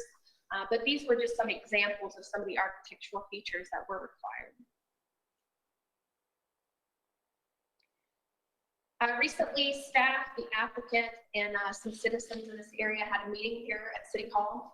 And as a result of that meeting, the applicant has added several conditions to the plan. These have been added even since the planning board saw this plan to, you know, try to appease the neighbors and their concerns. And I'll walk you through those. So as mentioned by Mr. Gardner a moment ago, they did limit that school site to only be single-family detached homes. So if that area of the plan does not develop as a school, they can only do single-family detached. So no townhomes, no multifamily, it can only be single-family detached. Under general notes, they added a couple of conditions requiring multifamily apartments constructed within the mixed-use area 1 shall be limited to 300 units with a height not to exceed 55 feet. Vehicular access to Charlie Road was limited to emergency access only, and they're proposing to provide a roadway buffer of 75 feet in width along Charlie Taylor Road with medium trees every 40 feet, which those trees would be 25 feet to 35 feet height at maturity. And then the commercial development in that same area, area 1, shall be a minimum of 1,000 feet west of Charlie Taylor Road, unless it provides an expanded roadway buffer of 150 feet along Charlie Taylor Road. The buffer shall include medium trees, just like we mentioned before, and there shall be no commercial access to Charlie Taylor Road unless required for emergency access only. So ultimately what they're doing there is providing a very large buffer along Charlie Taylor Road for those residents that will cross the road. They were concerned about, the intense development being right at the front door. And so these were concessions that the applicant made for those residents. And finally, they added a note to the plan at the request of the citizens that there shall be no direct vehicular access from the Parade development to Fraser Lane, Williams Road, or Lamp Road. And then also tonight, language has been added to the ordinance voted on tonight concerning a design booklet that was submitted to staff by the applicant. It was actually submitted at the planning board hearing. I believe you're going to see a similar design booklet tonight from the applicant, which may be even a little more enhanced than what we have. But the booklet basically walked us through the different design elements of the project. We basically told the applicant we wanted to see what it was going to look like, and this is what they gave us. And so this was a graphic that was provided that showed all the different locations for the graphics that were shown throughout the booklet. And again, we had some artist renderings of what the landscaping was going to look like, what the signage throughout the property would look like, even down to what the lights may possibly look like. And then the graphic there in the middle, that's one of the amenity centers that they provided. Just an artist rendering of what they plan to do there. So, as you know, we started putting our staff reports together a little differently to make sure that we go over all the positives, negatives, and mitigating factors of these projects that we take into account when we're making staff's recommendation. Obviously, the biggest issue tonight, I think, is moving away from the TND development. What I will say is that, I think that's part of these positives. So let me just roll through the positives of what staff thought, were good things about the development. And that was that the applicant was not proposing to increase any of the entitlements, that they were proposing to preserve 50% of the project as open space, that the majority of the TND principles were still being met. So as I mentioned before, there's 10 principles of the TND development, and the applicant is meeting 9 of those 10. The one that they're not meeting is the grid pattern of streets, which is what brings the houses up to the front with rear load product. And that is the one that they're not meeting. Now, some may argue that that's the biggest one that defines the TND, okay? But for staff, when we're doing our analysis, I think that almost kind of comes down to an opinion type thing. So we had to look at this application as a standalone PD. If this was a brand new PD, how would we feel about it versus, and then compare it to the old and go from there. And as it stands today, what they are proposing meets the requirements of a regular PD code. They are adding a potential school site, and the applicant is committed to required architectural features and monotony control, as well as entry and recreation facility design. As we went through the discussions about the quality of development, that was one of the things they offered, was that monotony control, so that and I believe this is something that D.R. Horton has naturally in their requirements, but so that the house next to each other and across the street and diagonal from one another, they don't look the same, they're not the same color, they have different architectural features, so that each person feels as they look around that they're unique. The negatives of the project were by not providing the grid street pattern required by TND development, the overall anticipated look of the development completely changed. So what was approved back in 2015, this is going to look completely different. So we saw that as a potential negative. The development pattern change will allow some snout houses to be developed. Not providing rear-loaded product will cause more interruption in sidewalks, interrupting pedestrian flow. And 30% lot width restriction that was provided is not only based on single-family detached lot, but the overall single-family lots, including townhomes and villas. So then the mitigating factors, the things that they offer to make up for those negative factors. They offer specific notes and standards that require a majority of the TND principles. The applicants limited the number of 40-foot wide lots to 582 units, which is 30% of the overall single-family attached and detached lots. But they've also committed to disperse these lots throughout the development and is committed to monotony control. The snout houses are being limited to only 15% instead of the allowed 25%. A commitment to encourage smaller lots internally with a provision for enhanced buffering of any of the smaller lots located around the perimeter of the site. A master trail system that traverses the whole site is being provided, which will provide pedestrian travel throughout the site, as well as providing enough amenities that there is some type of amenity within a quarter mile of every single home. That's that trigger that we have for walkability. When a project is walkable, that's the key, is that it has to be within a quarter mile walking distance. The applicant is committed to certain architectural features, as well as to at least 3 parking spaces per unit. And in direct response to concerns of adjacent property owners, the applicant has added conditions to increase the buffer for multifamily and commercial uses along Charlie Taylor Road, eliminate commercial access to Charlie Taylor Road, and ensure that if the school site is not used for a school, it can only be developed as single-family detached housing. On November 18th, 2020, the Planning Board voted 5-0 to forward the request to the City Commission with a recommendation of approval. And staff tonight recommends the City Commission adopt an ordinance approving the conceptual modifications to the Berea Plan Development District. One thing I wanted to say about this development that is unique to the time that we are in now is just, I think what happens a lot of the time, why you see these types of changes, because developers come in, they buy property, they make a plan, and then they start looking for a buyer. Well, when they get the buyer, it may not be the plan that they wanted to implement. But by the time you get there, at least that builder has a plan, you know, whereas this was approved for the first time in 2008. Now, here we are 12 years later with no traction. At least now this particular builder has a plan. They're so far along in their plan that I'm pretty sure that whatever is decided tonight, if this moves forward, they're ready to go. You know, what they're showing you tonight is what they're going to do. I wanted to share with you, because it is something that you won't necessarily get to see other than with your school mitigation that's coming up next. But they have submitted a preliminary plat for the southern portion of the site. And this, again, just points to how far along they are in the process.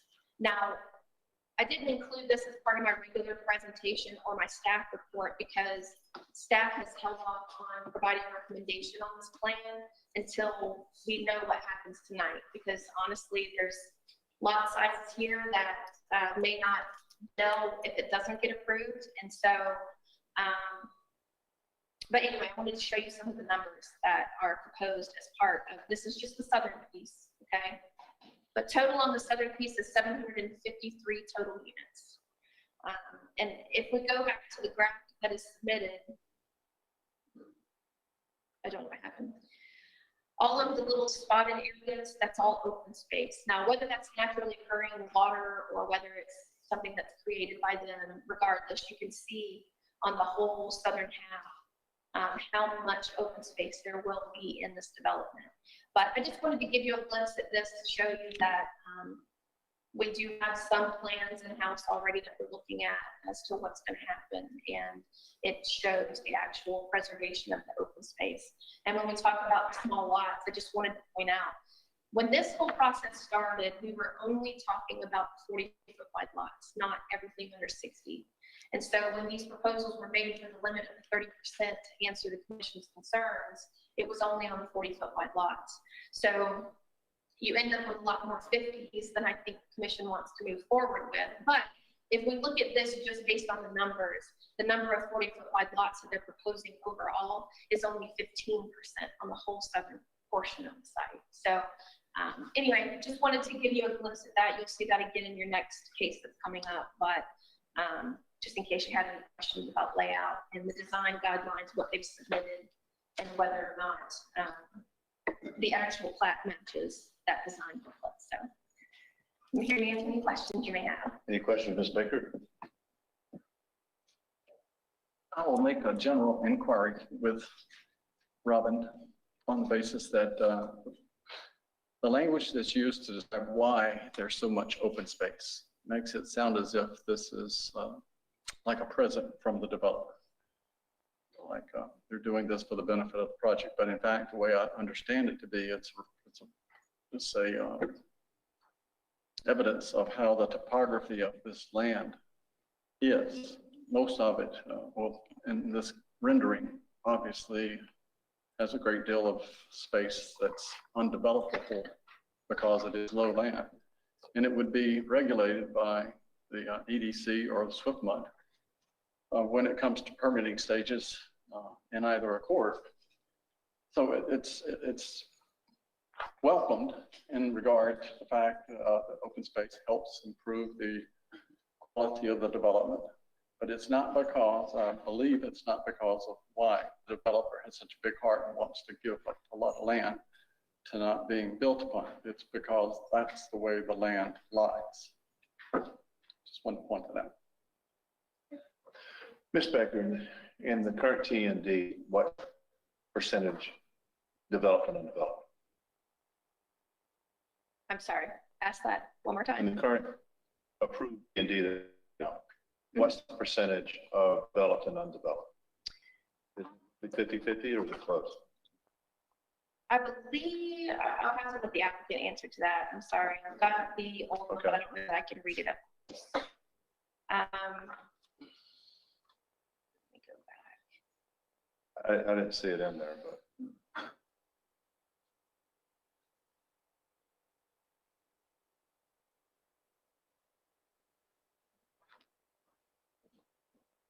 Yeah, I will never be able to read that. But I can find out for you when I go back to my seat. I should have it in file. On the rebuttal. Okay. Any other questions from Ms. Baker? None. So again, right now they can develop this property under the current approved T&D. Okay. But they're asking for these concessions and change it from a T&D to a PD with the changes that's been made. Okay. So the biggest change, obviously, is the flow of traffic through this neighborhood, because you're not going to have alleys, be all on the roads, and then the look of the subdivisions, because they're going to be driveways, okay, correct, in the front of each home, okay. Whereas the original T&D, all the traffic was being loaded from the rear. Correct? Yes, their rear-loaded homes have garages in the back. Now, those alleys that are prepared for that sort of thing are not really through alleys. In a lot of places, they're one way. So it is literally to pull in and you know, park in your garage. Right. I don't believe it takes traffic off of the main roads. You're still going to have just as many people that have to get to that area and then turn down that alley to park, but it does have a different look, you know, across the front. You'd have that uninterrupted sidewalk along the front of the houses, whereas, you know, having the alley behind. Right. Okay, thank you. Any other questions for Ms. Baker? Thank you very much. Okay, I believe we now have Mr. Gardner and Ms. Chadwick. Are we presenting?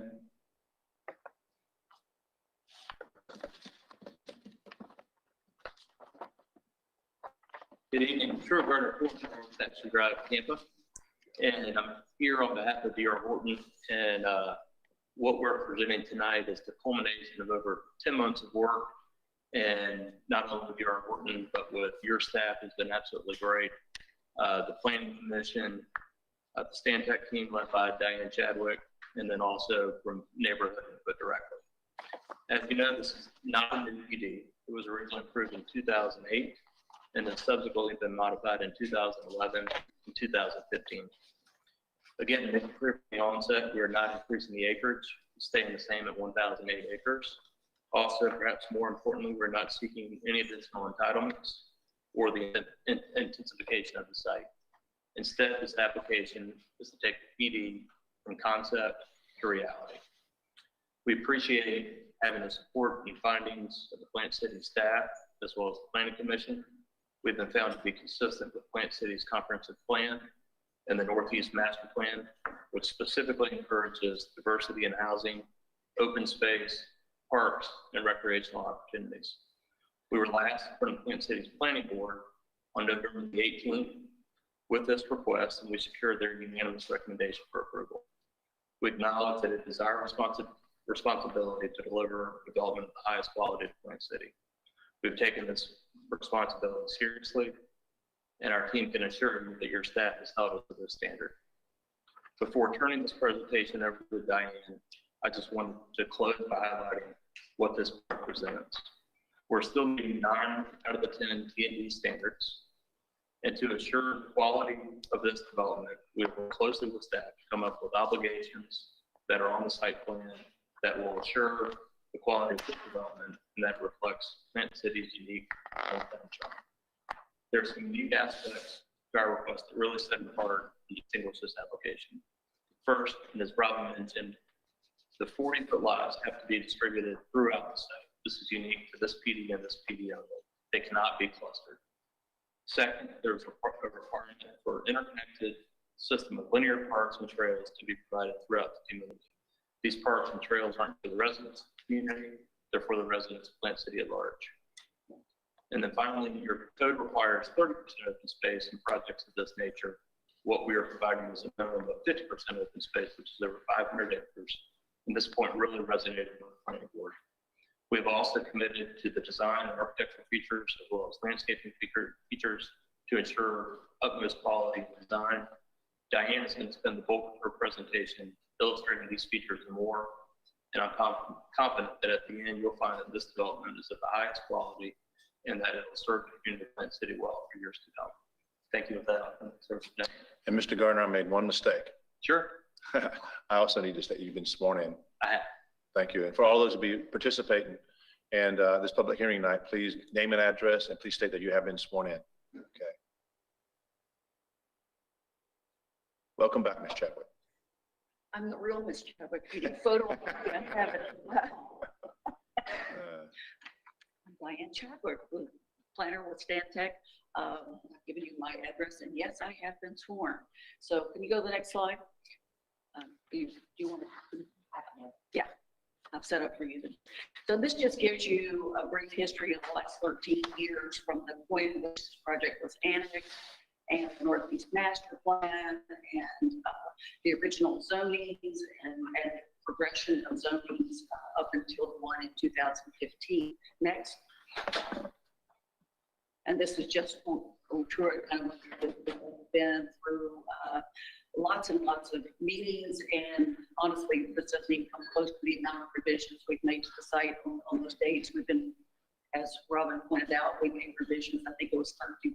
So, I mean, we've been moving very fast and changing things as we've discussed the project.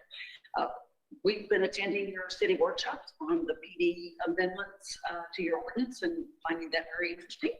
And more importantly, we did hold a voluntary meeting with the neighborhood on September 17th. I think we had 50 plus people there in attendance, so it was very well attended. Next slide. This was the original approval, and just take note of the fact that it had more South Spine roads and it had the same mixed use areas as what we're looking at now. Move on, the next one. Again, this is in 2015, the current approved plan. And I would point out, you've heard the amount of entitlements, 2640 residential and 395,000 commercial office square footage. And that has remained consistent throughout the entire project. Robin actually talked about this, but as you can see, the brighter green areas in the road pattern here, that's where those linear parks were. They were actually, the linear parks were sited in between two one-way pairs of roadway.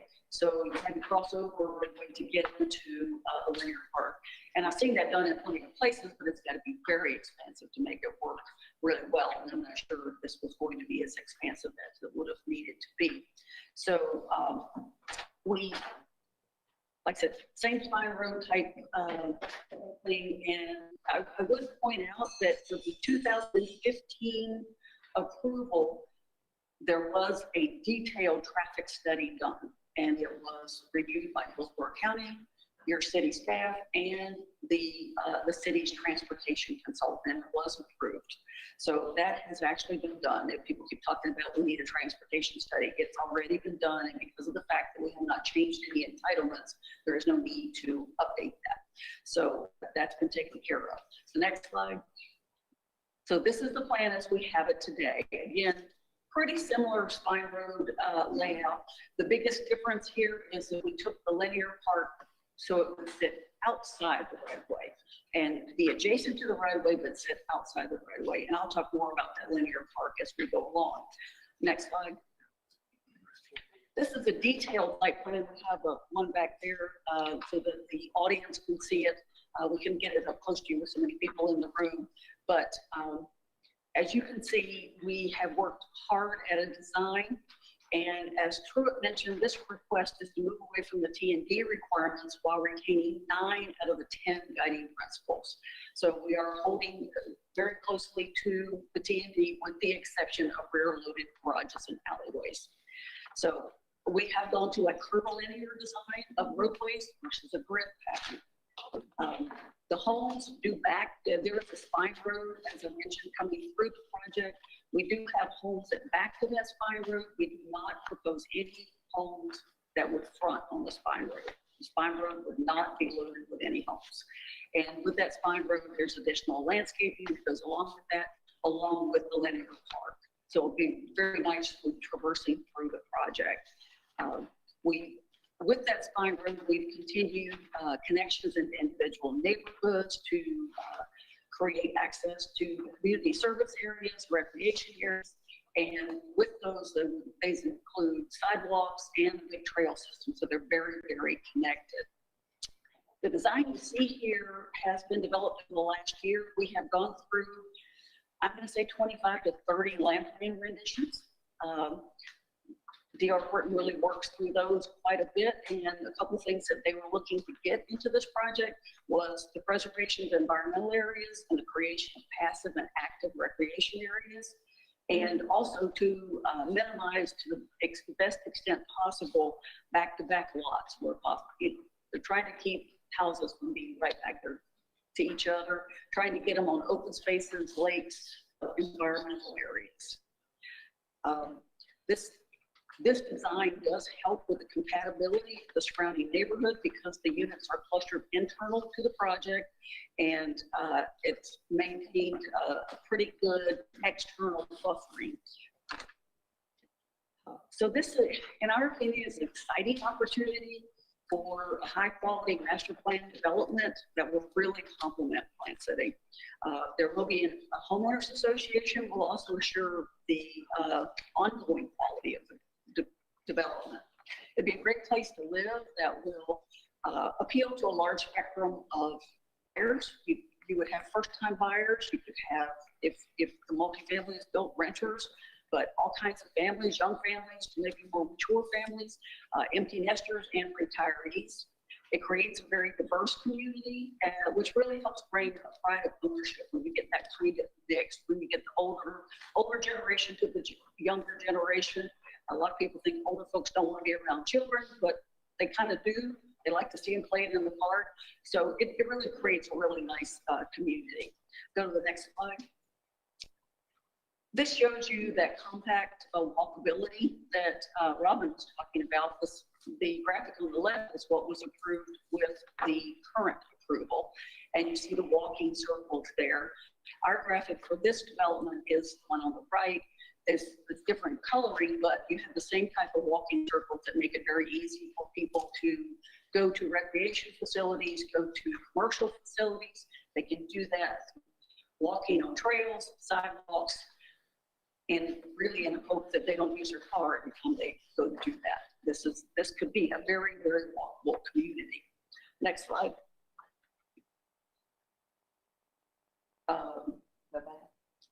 Yeah, there we go. What happened there? This is our open space and connectivity graphic. It shows you it's very high priority.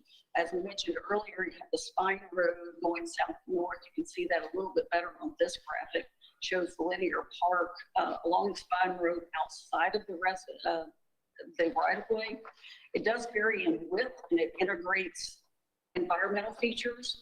And part of its character is it varies in its width. It may bulb out into bigger areas, bigger park areas, amenity centers. It might be an environmental area with a trail running around it, or it may just be smaller up against the actual right of way. But it does vary, and it allows for great character and more interest and opportunities for the residents. We are proposing the 50% open space. We do have active recreation facilities. The large repeat asterisks on here are the more highly amenitized and programmed amenity centers. And then the smaller little asterisks you see throughout other amenity centers or tot lots, so that creates that walkability with some sort of recreational pattern. So, and again, these homes are connected to parks, the school, commercial services through the trails and the sidewalk system to help avoid all total use of car. Next slide. This is the Phase 1 Amenity Center. You've saw before just a graphic of that. This is getting more into the real design. It's highly programmed. This would be south of Midway, which of course, our first phase will be south of Midway. So this is the first amenity center that will happen here. It will have an event lawn that allows for a variety of uses, and it allows for a lot of flexibility so that people have a lot of options for the type of recreational use they may want to have. This has active playground, large pool facility, a very large clubhouse, and parking to serve that clubhouse. There'll be a similar facility north of Midway in the Phase 2 portion of the project. Next slide. Okay, this is just a zoom in on the area north of Midway. Master planned communities really provide great opportunities to avoid piecemeal development. For 1,000 acres, this could have been divided up into quite a few smaller subdivisions, and that really hurts the area. It's much better if it goes with one big development. So because you can preserve more open space, you can create master drainage systems, and you can provide spaces for schools and community serving uses.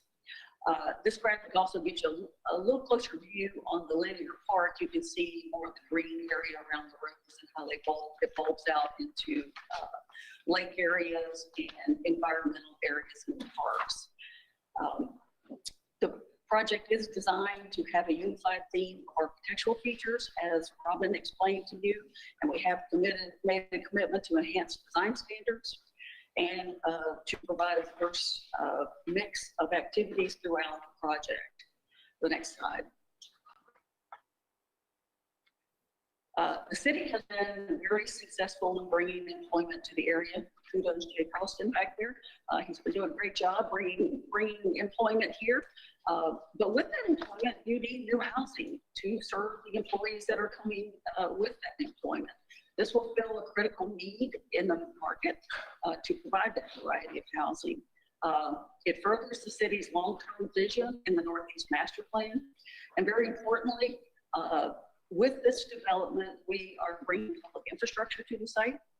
There will be 1.4 miles of water and sewer lines extended to this property at the expense of the developer. $2.7 million is being spent by the developer to bring utilities to this area.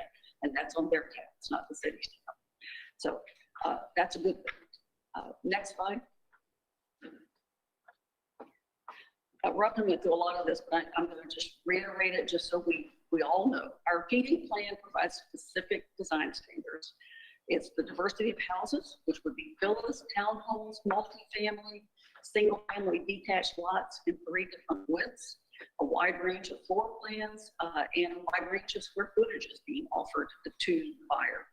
The code does allow for 25% of single-family homes to be the snout houses, which where the garage sticks out further. We did voluntarily reduce that to 15% for ourselves. We imposed that on ourselves. Although I have to say, D.R. Horton has actually gone in and worked to redesign their models in an effort to avoid that altogether. But we left it at 15% just in case. But we've worked hard to get away from that. We made a commitment to staggered front yard setbacks on the streets that aren't curvilinear. So if it's a straight street, they can't all use a 20-foot front setback. They have to be undulated along the roadway. Now, on the curved street, that's not the case. And we are going to use the city's code of the 20-foot front setback. We are providing the 3 parking spaces per home. We are providing street trees throughout the entire project. We have double the amount of perimeter landscaping that's required in width. Instead of a 10-foot buffer, we are putting a 20-foot buffer in. We are, and Truett mentioned the fact that we've heard you on the 40-foot wide lots, and I was pleased when we were here listening to the work session, a lot of things you came up with and started asking about, we had already included in our plan. We had already thought of those things, and so we're on the same wavelength on those. So as Robin mentioned, we must disperse the 40-foot lots throughout the project. They will not be clustered in one area. They're throughout the entire area. We've really worked at changing up the 40s, 50s, 60s townhomes, villas. So there's a real true mix in there. There's just not one big clump, one place or the other. Are these actual houses here that? Excuse me? Are these actual houses here that could be built? These are some of the models, yes. Okay, so these are current models that D.R. Horton built? Yes. Okay. That were, these type of features and stuff brought about for this project. So we did agree to the 30% cap for a maximum of 582 units based on the total allowed single family units here. But in addition to that, we did agree to put that 30% on as a sliding scale. And I believe, Mary, you actually mentioned this in the work session. Is there a way to say, well, if you don't build all those single family detached lots, is the 30% just on what is built? We have written that into our standards to do that. So it could well be 582 is the max we would have. They could easily be lower than that. And we are providing the monotony controls that includes a mix of lot widths dispersed throughout the project and the avoidance of similar facades and colors in close proximity to each other. One of the other things that we have agreed to do, because of the size of this project, it's difficult for your staff to track every little subphase that comes in. We've agreed to help track that type of stuff.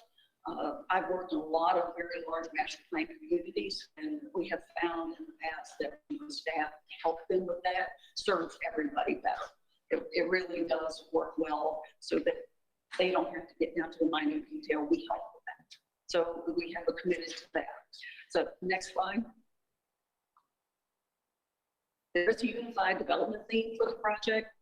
We have committed to a variety of architectural features on all the structures. They would be brick, stonework, wood trims, decorative garage doors, lap siding, shutters, decorative eaves, transom windows, and that's just to name just a few things that we put into our standards.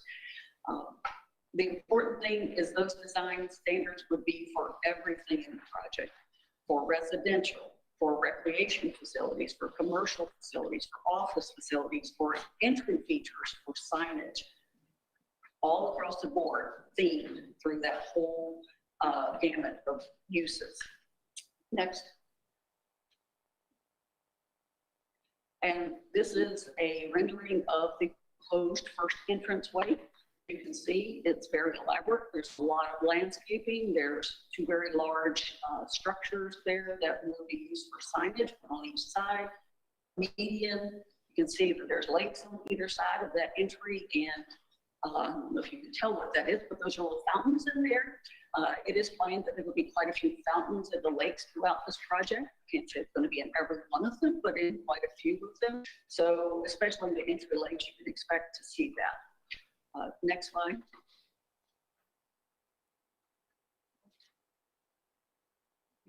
Doesn't work at all.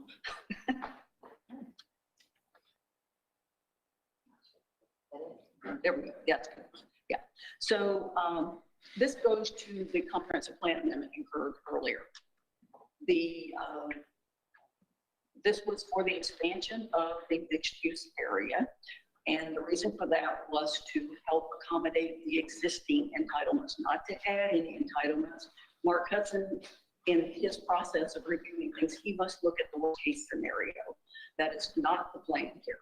So as you can see, the darker purple area right in the center along Nice Curtain Road is the commercial area. So that's purposely centered there, and that's based on actual site design that we have been working on. And you heard that the neighbors to the east had some concerns, and we worked through a lot of those concerns and imposed restrictions on ourselves to help with those concerns. So in particular, the school site, that's the site that's kind of square on the outer edge of the project. That's 15 acres. As noted, the original stipulation in regard to the school board, it actually said that if the school board chooses not to take the property, it can be used for residential. Well, and they have 5 years, and I'm going to clarify one thing, they have 5 years to take the site, not necessarily 5 years to build a school there. It's 5 years to either buy it or let it go.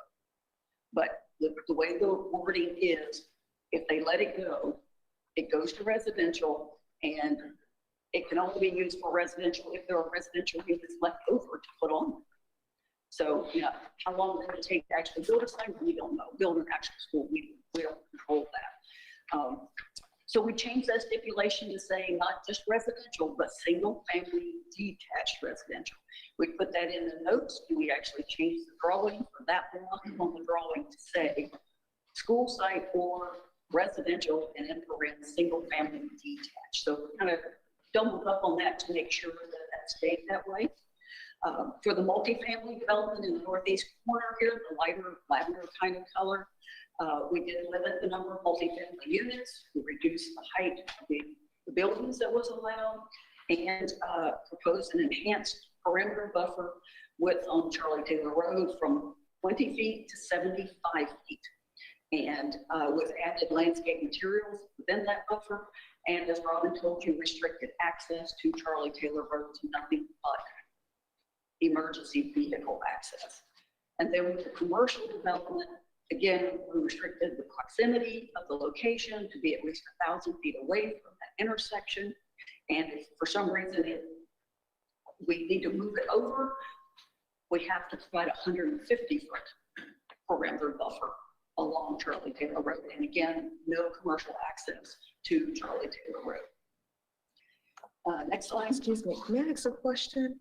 The square that's designated for the school, and right to the left of that, the smaller, is that your townhomes? Yes, that's right the there. townhomes. That's the townhomes. Yes. Okay. Yes. So next slide. Staff has told you the amendment is consistent with the comprehensive plan, with the Northeast Area Master Plan, with your land development code. They are recommending approval of this. We believe the project will be an exciting opportunity for Plant City to expand a really high quality master plan community. When you consider the enhanced design standards, the greater open space, the specific architectural design, unified theme, the highly amenitized recreation facilities, and preservation of environmental areas and open space. This will bring new housing to an area that has long been envisioned on the city's future growth map. as a growth and expansion area that has been on your plans for a very long time. And with that, I will stop. We can answer any questions or let the neighbors get up and talk, whatever you prefer. Any questions, Mr. Chadwick? Yes. I have a question. This is Nancy Martin.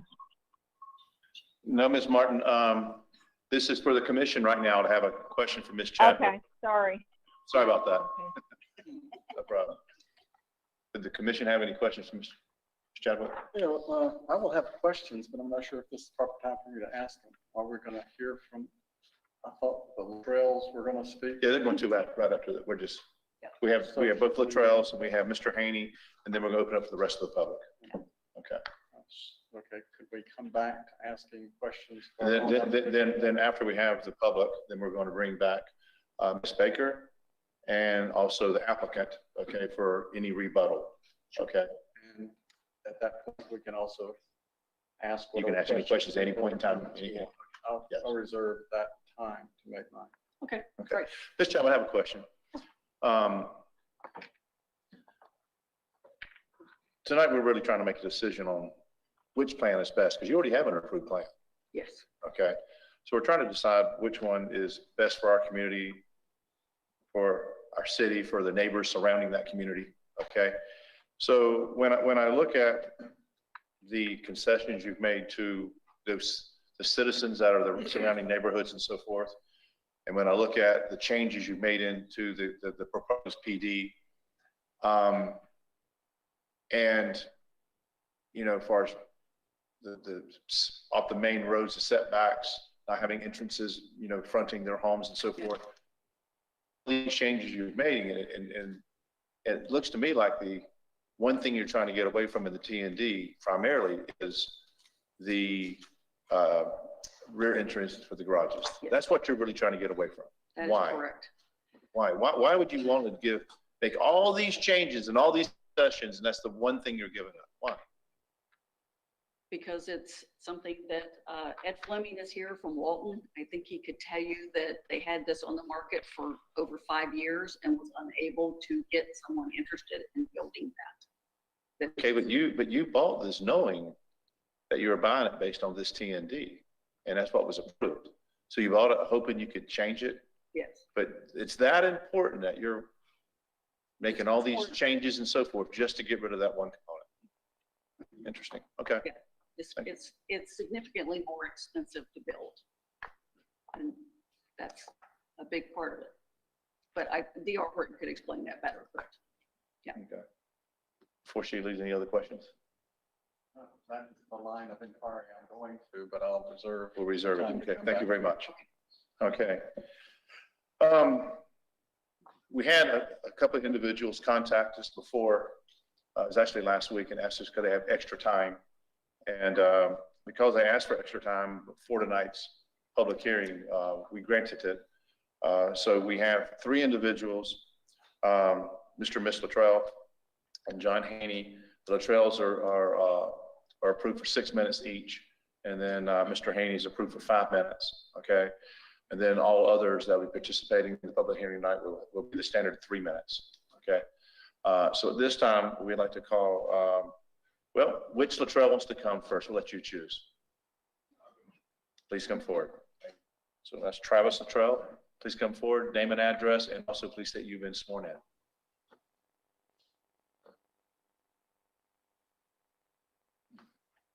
Hello, everyone. I'm Travis Latrell. I live at 4708 Charlie Taylor Road, where I own and operate a horse boarding facility from the same location.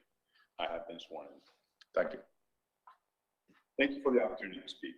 We had a great meeting with staff, developers, and concerned residents like myself. The 2-hour meeting was very beneficial. About 45 minutes into it, Diane and Brian began suggesting creative solutions to address our concerns. Ken also addressed several of our legal issues, and Robin helped clarify our key assumptions. At the end of the meeting, we all agreed that we should continue to work closely together. And as you can see on the slide, here are our top 5 concerns and the developers suggested mitigation. Bottom line, the residents want to know if you will ask for Vallejo, Moore Park, Iowa, to make concessions that will keep the outskirts of the community more consistent with their rural neighbors. How have you verified that the language in this proposal will fix our concerns? Please address the watershed issues. Reduce the urban sprawl coming to Charlie Taylor.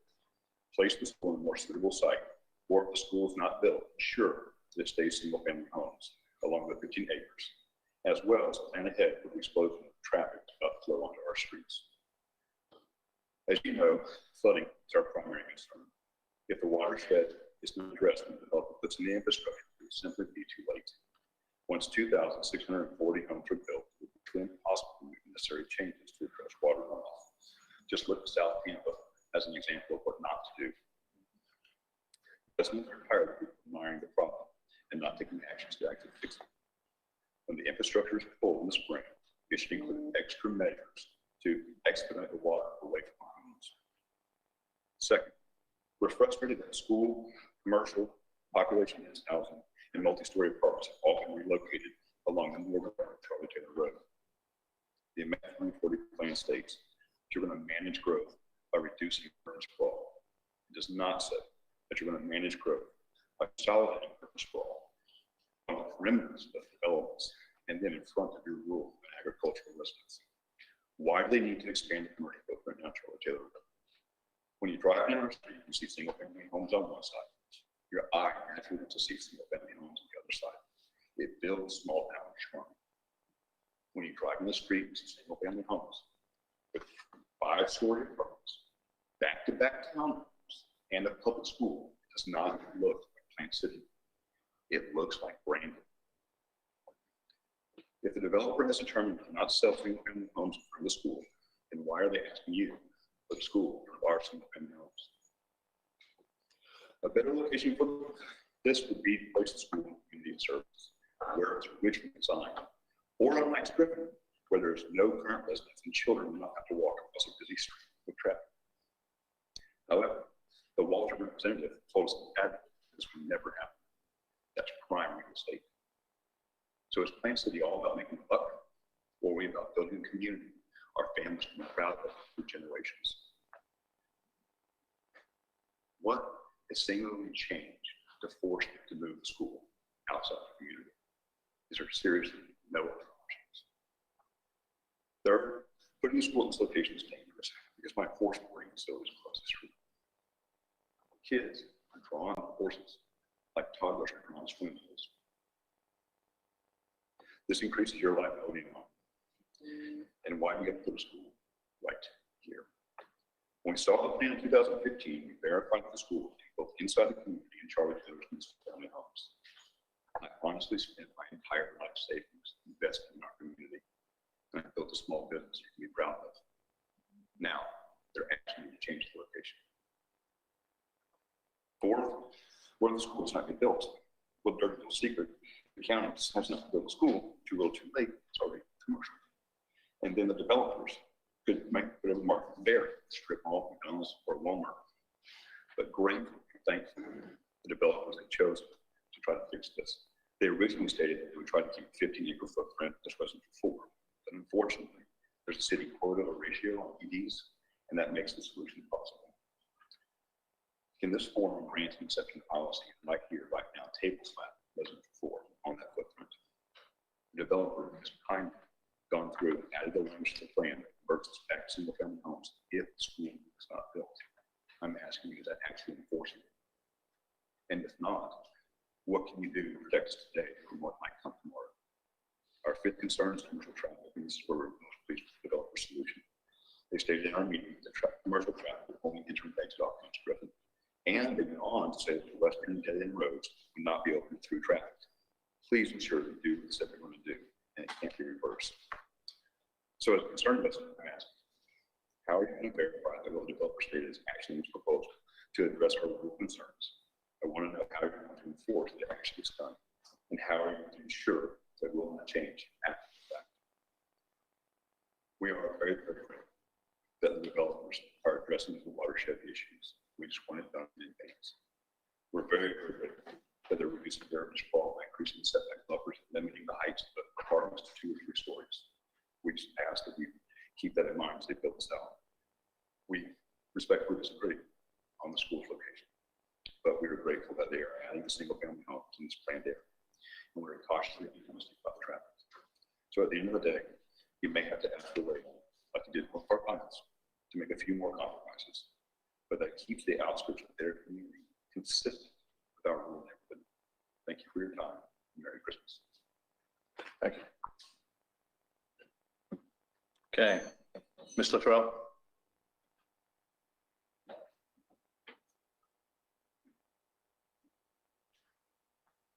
Good evening. My name is Lynette Luttrell. I live at 4708 Charlie Road, Taylor Road, and I have been sworn in.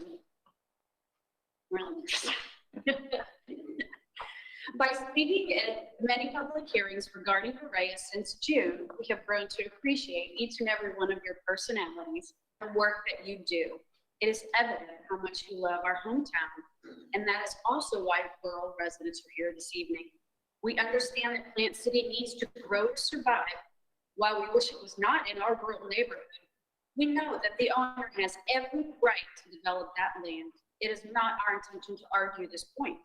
We are simply asking for some design compromises and stormwater protection for our families. I want to thank Diana from Stantec and Brian from D.R. Horton.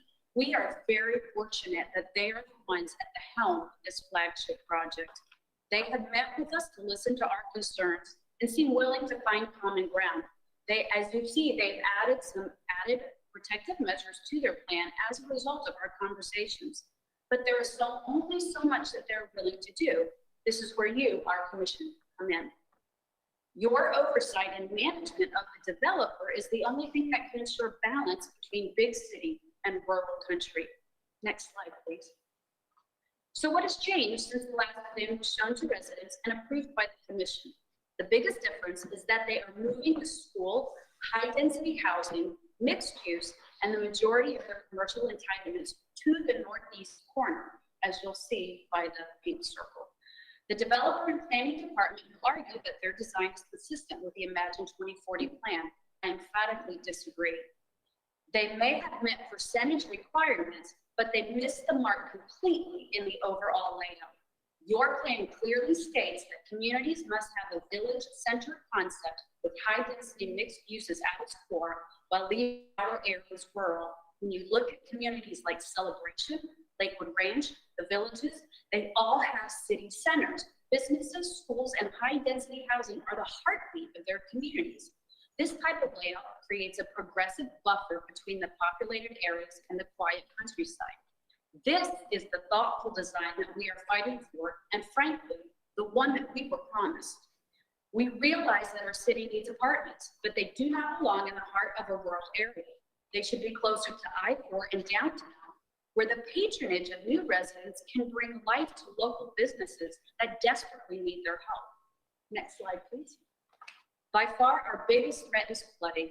Residents who live along the Itchepagosassa Creek have experienced routine flooding since 2016.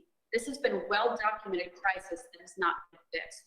SwiftMud has contracted an in-depth study on the creek. However, it will not be completed for a few years. In addition, Plant City's watershed study is only halfway finished. This means that all of Berea's stormwater permitting is based on outdated information. When we have warned the developer, engineers, and SwiftMud about the imminent flood danger, they have stated three things repeatedly. Number one, Berea is not allowed to discharge more water tomorrow than they do today. To which I say, A, the water coming off their land today is already contributing to the problem. And B, who is measuring that water? There are three major outflows of stormwater from Berea, and all three of them lead to the Itchepagosassa Creek. There is no visible system in place that is measuring how much water is currently coming off the property. Therefore, there's no means of accountability in the future. Number two, they're responsible to capture all the rainfall on their land and control it for a 24-hour period. This is greatly going to benefit the western rural residents who are inundated by their water today. But if they have to contain all of that water, where will it go? When their system of collection ponds reaches capacity, I guarantee it will be directed to that creek. They will sacrifice our homes to save the ones in their own community. Need an example? Walker Road Park. This Polk County complex sits along the Itchepagosassa Creek. After Hurricane Irma, homes surrounding this complex were underwater, yet softball fields and walking trails were high and dry. This is absolutely unforgivable. Lastly, number 3, they will not be able to design anything without going through proper stormwater permitting. This is true, but the system is flawed. Swift Fund views each development as an individual entity without looking at the global picture. They are approving permits across county lines based on outdated water studies. Site after site along this flood basin has been approved for development without taking into account the effects that all of them are having on stormwater flow. Vireo did not create this problem, and it is not their responsibility to fix it. But I am warning you again, if you allow this development to go in without ensuring that the creek is fixed, local residents will flood. It is not a matter of if, it's a matter of when. Permit or no permit, allowing Vireo to knowingly dump water into a creek that has flooded once in the past and is poised to do so again is grossly negligent. I know it is also unrealistic to ask the developer to wait to build until this problem is fixed, but you can make them add increased stormwater protection, removal lines, or storage to their plans. And in closing, I want to thank you so much for giving me the extra time tonight to speak, to represent the rural residents that surround Vireo. I believe this development can be an extraordinary example of 2 worlds coming together for the benefit of all. It is our commitment to each other, our town, and our respect for all walks of life that make us a family. And right now, the redneck part of your family needs your protection by ensuring stormwater accountability. Please have the developer move the high-density areas to the center of their community, that their edges will be more consistent with the rural neighbors who have been the backbone of Plant City for generations. Thank you. Thank you. Okay, Mr. Haney.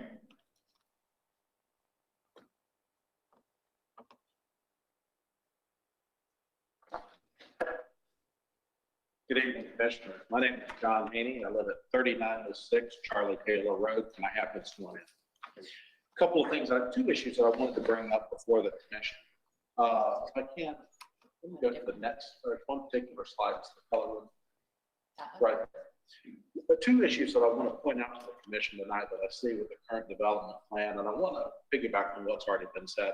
I do not oppose the development of the property. In fact, I'm part of the belief that the city needs to grow to the northeast area. And I've supported this project as it has gone along, particularly in 2015 TND approvals on the property, and I'll talk about that in just a moment. But when I looked at this particular development plan, which is one that's been shown here tonight, on the southern end of Charlie Taylor, I wanted to point out a couple of concerns with the flooding. And what the Little Trails I point out is accurate. I'm a lifelong resident of that area, and I grew up ranching and farming in that area. And I learned a tremendous amount from a lot of people who had been out there for decades and decades. And those are the people such as the late Alvin Butch, the late Hugh Platt, apparently Tom Hayden, my father, and Ken Grimmer, about how the water flow works in that area. And one of the things that we've seen occur, and I'll start with this photo right here. This is the top of the bridge on Charlie Taylor Road. This particular photo is from 2017. You're looking at the Berea property to the left. And where that is the southernmost entrance where they're showing it right now. You're looking at it right there with floodwater going over the top of Charlie Taylor from the east, spilling over to the west. And then I would also point out that right here, 40-foot lots that come in just north of that entrance. You're looking at it underwater. Look closely at the photo, and you'll see just the tops of the fence posts showing. From many, many years of building fence, those fence posts are about 5 feet tall. So what you're looking at is a water depth just to the right of that telephone pole, 4 to 5 feet deep. I've seen this many, many times through the years. And watching water is how it will come underneath Charlie Taylor and over. So the flooding issue is not just some of the residents in here, it's the Berea property itself. And I think that needs to be addressed before this moves too far forward, because there's realistically no way that you can build an entrance or build homes under 4 feet of water. The concern I have with that is the only solution I see is to pan the hill down, fill that area, and bring it up to road level. By doing that, that forces the water back into the bridge to the east, which puts it back toward the property that I represent, which is about 130 acres on the east side of Charlie Taylor Road. By doing that, that puts the flooding back on us, and that we see as a real concern. And I wanted to bring that here to the commission tonight, be aware of it. Moving on to a couple of the other slides. Sorry, I may have gotten out of order. So I apologize. No, that's fine. We backed up right there. This one? One more back, right there. Lower left-hand corner, you can see the Berea property. There's a system of canals that were dug probably in the 20s to 30s that take the water east, north, into the Hitchcock-Sessa Creek near the top. This historical photo is from 1968 and showing how that water worked at the time. These canals, there's also a canal that goes west of the Berea property that eventually goes north. I think it's even depicted on their map. These canals worked for many, many years. What has happened is they've not been maintained for a very long time along with the creek. If you look closely at the creek on here, you'll see that during those years, the creek would be cleaned out, would go through, dig out this creek, they would pile up the dirt on either side. You back up one more slide, that one right there. I'm sorry, go to the one more right there. This one is all the way back from 1938, and if you look closely, that where this canal crosses is the bridge on Charlie Taylor Road. What I want to point out is that they would go through and dig these canals out, pile the dirt up on either side. They would do the same thing at Hitchcock-Sessa Creek. It's occurred over the decades and decades that these things have filled and silted in over time. So the amount of water that they carry today is not near what they used to carry years ago. That is what I believe has contributed to a lot of the flooding issues, is the water simply can't get out of there the way that it used to many, many decades ago. And I think that's part of what the overall watershed studies will show that are being worked on. So first one is I want to urge the commission to take this into consideration before moving forward with this development and look at those watershed studies when they come out. And let's work together with the Berea developer to fix these water issues before this thing goes forward, particularly of some of the pictures where you're seeing water standing literally right where the entrance to that thing is. So I want to point that out. Second thing, and Mayor, to your concern earlier, the other concern I had is I was very supportive of this project in 2015 with the TA development, which I'm very familiar with. I typically do not see quality developments, and I'm going to take my hat off as a resident for the area for a moment and put my hat on as a real estate for 20 years. And during that 20 years, I've worked in 41 different states and 5 different countries, plus right here in Plant City. I've covered real estate all over America and abroad. I typically have not seen quality developments with 40-foot lots, except with the T&D development. That I have seen, and I've seen it even in this area. So I would also urge holding to the T&D development standards, particularly the rear loaded garages, the rear alleyways. I was supportive of that in 2015. I'm still supportive of that today as being a quality development and moving this forward. But with that, I appreciate your time and thank you for your time to listen. Thank you very much.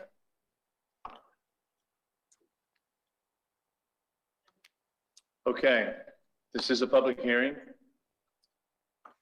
Please come forward. Anyone like to address the commission at this time, please come forward, name and address, and please state that you've been sworn in. My name is Tammy Hancock Gashler. I reside at 3116 Midway Road, and I have been sworn in. Good evening, Mayor Lott, Vice Mayor Kilton, and the city commissioners. Our family farm that has been loved and nurtured by 4 generations is one residence away from being on the northwest border of the Berea project. I must be honest and admit that it saddens me to see this beautiful, serene, quiet country area developed into 2,640 homes. With that said, I am also an optimist, and I would like to look at the glass half full and accept that the development is coming and work with the parties to make it acceptable to the developer and the current residents that live in the area. I will start with watershed and flooding, as you've already heard. In 2004, our area was impacted by 4 hurricanes in a short amount of time. We all remember that very well. During that time, our land was extremely saturated, but not flooded. Something over the years, just from even 2004 to fast forward into 2017, has totally changed in how the watershed is handled. When Hurricane Irma hit, the land on Midway Road, Williams Road, Charlie Taylor, and some of Wilder were underwater for weeks. Not just the roads, our whole properties. East Williams Road, which is my north fence line, was severely impacted with flooding. Standing water is a huge issue for our septic systems. It wasn't pleasant. our crops, our animals, their health, and so on. With the Ferrera land sitting as the highland to all those around, watershed is a huge concern for us.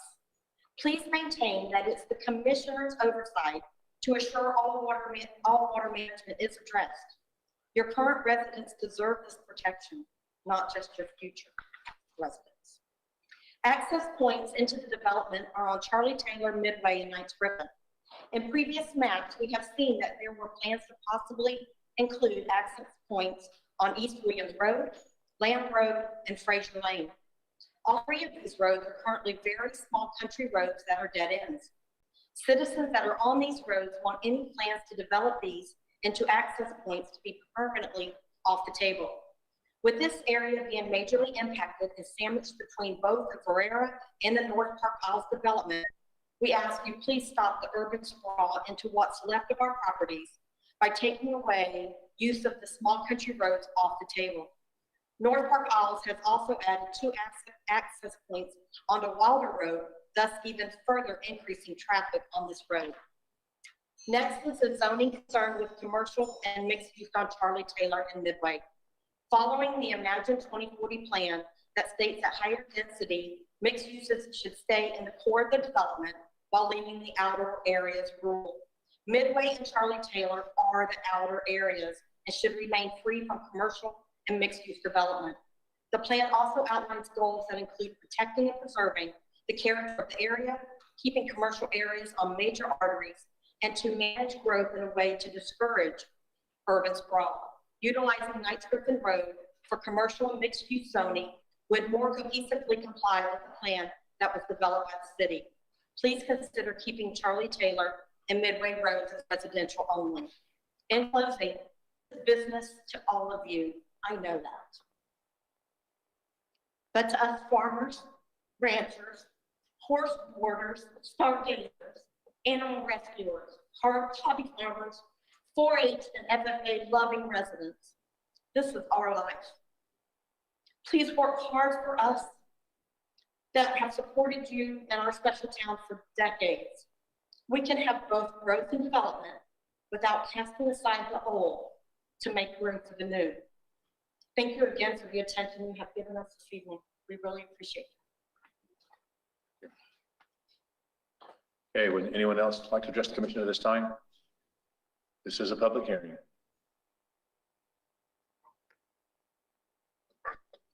Madam Clerk, we have any online? We have Ms. Hitchcock and Ms. Martin. I don't know if either one of them want to speak on this. Ms. Hiscock, would you like to address the commission? No, I've already gone. Thank you. Thank you much. Ms. Martin? No, thank you. I've already said everything I've had to say tonight. Thank you. Okay, thank you very much. One more time, would anyone else like to address the commission at this time? Okay, Ms. Baker, would you like to come back up for rebuttal? Yes, thank you. So I'll start with answering a couple of questions that we had before. So on the currently approved plan, they're showing 322 acres of open space. I'm not sure the exact percentage of that, but that's exactly what they're showing. Today, they're showing 504, which is an additional 182 acres of open space that they're providing. And then to Commissioner Dodson, I wanted to, they are not showing it on this particular plan, but on the approved plan today, they have acreage breakdowns, the different, open space, what's residential, what's commercial, et cetera.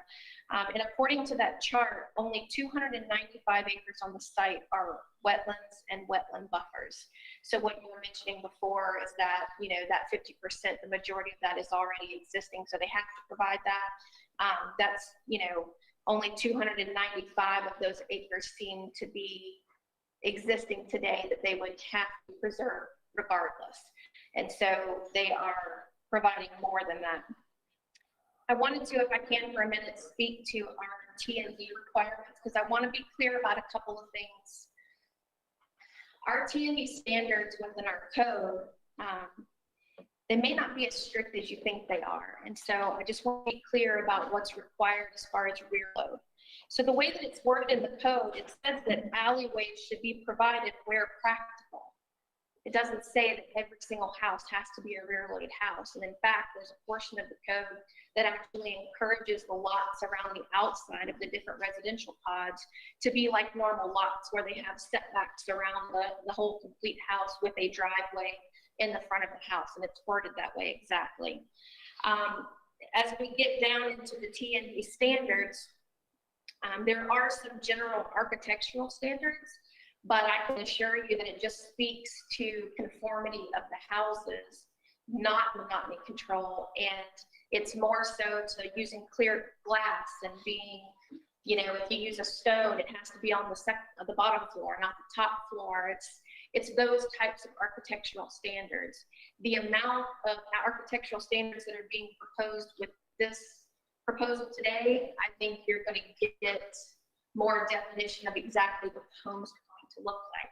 Now, back in 2015, when this TND was established, I believe that you all were shown this design booklet at that time, and I feel like this is probably what was approved was this design booklet, not the actual PD plan. I'm afraid that on the PD plan today, you know, obviously it has to develop to the TND standards, but there's nothing on the plan that requires them to do all rear loaded homes.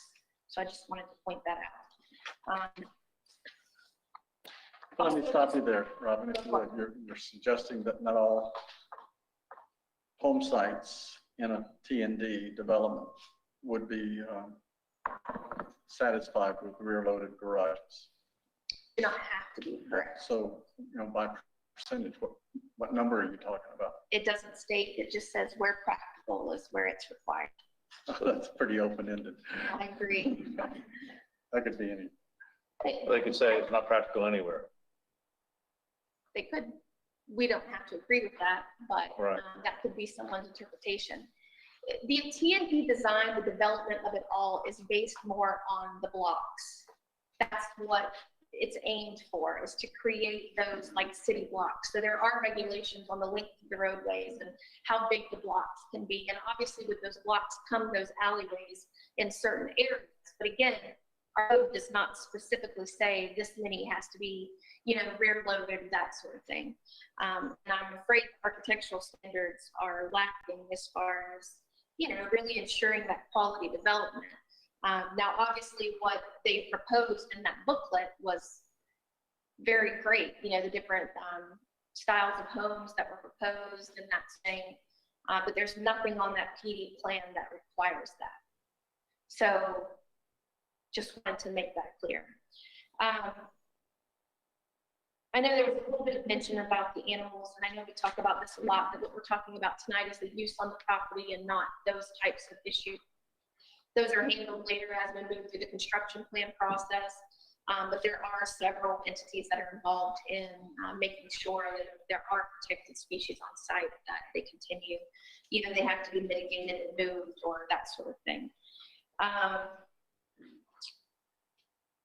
know they mentioned something about stormwater runoff.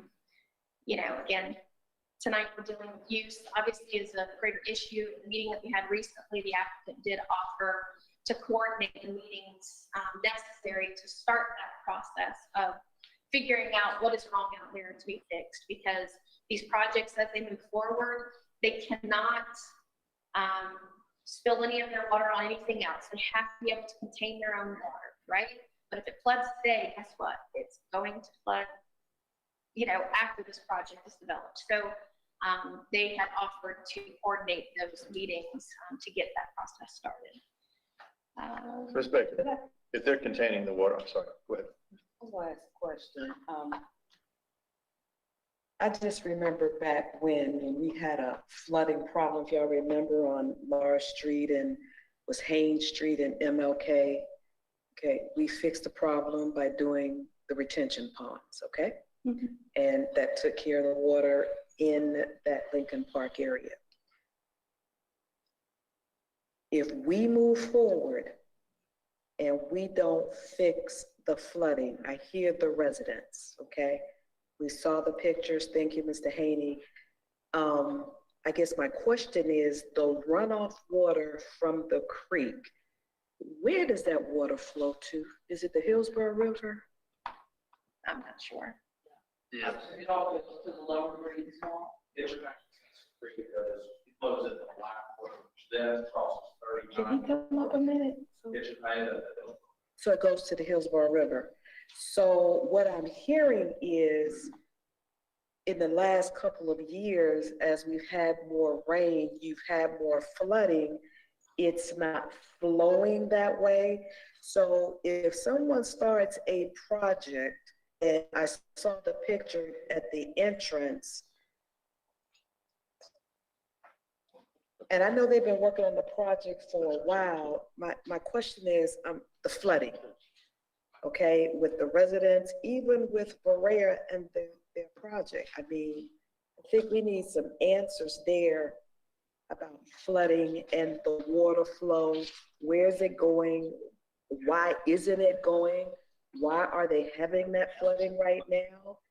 Is some of the pipes, I don't know, that's not my area of expertise. So there's certainly a problem from what the residents are saying and from the pictures.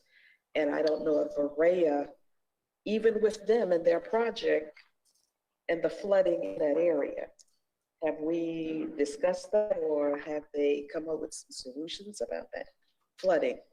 I believe the conversation has been going on for some time. Obviously, the roads in that area are owned and maintained by Hillsborough County. As far as the creek is concerned, it's my understanding there's portions of the creek that are privately owned. And so Hillsborough County won't go in and clean out those parts of the creek because they don't have an easement, they don't own that property. And so that these citizens have unfortunately been kicked from place to place to place, where you have to talk to this person, you have to talk to this person. And again, like I said, in the meeting that we had recently, planning on having those meetings with the other jurisdictions in hopes of at least finding a path forward. Question, and I don't mean to put you on the spot, but with your professional expertise, should we take care of that first before we start talking about, and I know we've been dealing with this for a long time, Berea, thank you for all the changes that they've done, but I'm sitting here and I'm thinking about water flooding, and if it's a problem now, and we start drilling and digging in homes, it's going to continue to be a problem, not only for the residents, but also for Berea and the residents in that property. What do you suggest? Unfortunately, I don't want to say unfortunately, but I have to remind everyone that they're already approved today for the entitlements that are on the table. So even if you don't approve this tonight, development on that property is already approved. And hopefully with the help of the applicant and what they've offered to do, they are willing to address it before things get too far. But otherwise, after this process, they have to go through preliminary plat, right, and then construction plan. And at the construction plan phase is when the engineers get involved and look at those numbers and make sure that they are containing what they're supposed to. Is that how they are planning, or maybe they can answer that, to address the water, the flooding? I mean, contact Hillsborough County, because evidently there's some backup somewhere. The water from the creek is not going where it needs to go right now. So I understand all of that, but what are we going to do about the flooding? That's my concern. If I can add, this came up before in a public hearing, and we asked the county to clean where they could clean up at, and they did clean up, I think, was up by Nice Griffin Road, right? Yes. But then it occurred that once they started cleaning, they can only go so far because all of a sudden they get on private property. So that's a issue that has to be worked out. I would like, public hearings closed. I would like to say, though, that when we get to 2 stages down, okay, if they don't have a plan that can show that they're able to manage and contain the water, at that time we can turn that down at that time, correct? Correct. If at the construction plan phase, They do not have approval from SwiftMud, Army Corps, all of that. They will not be allowed to move forward. They won't get that approval letter from the engineer to start civil site work and do all of that. For everybody's benefit, would you remind us all which agencies are involved in reviewing and approving those plans?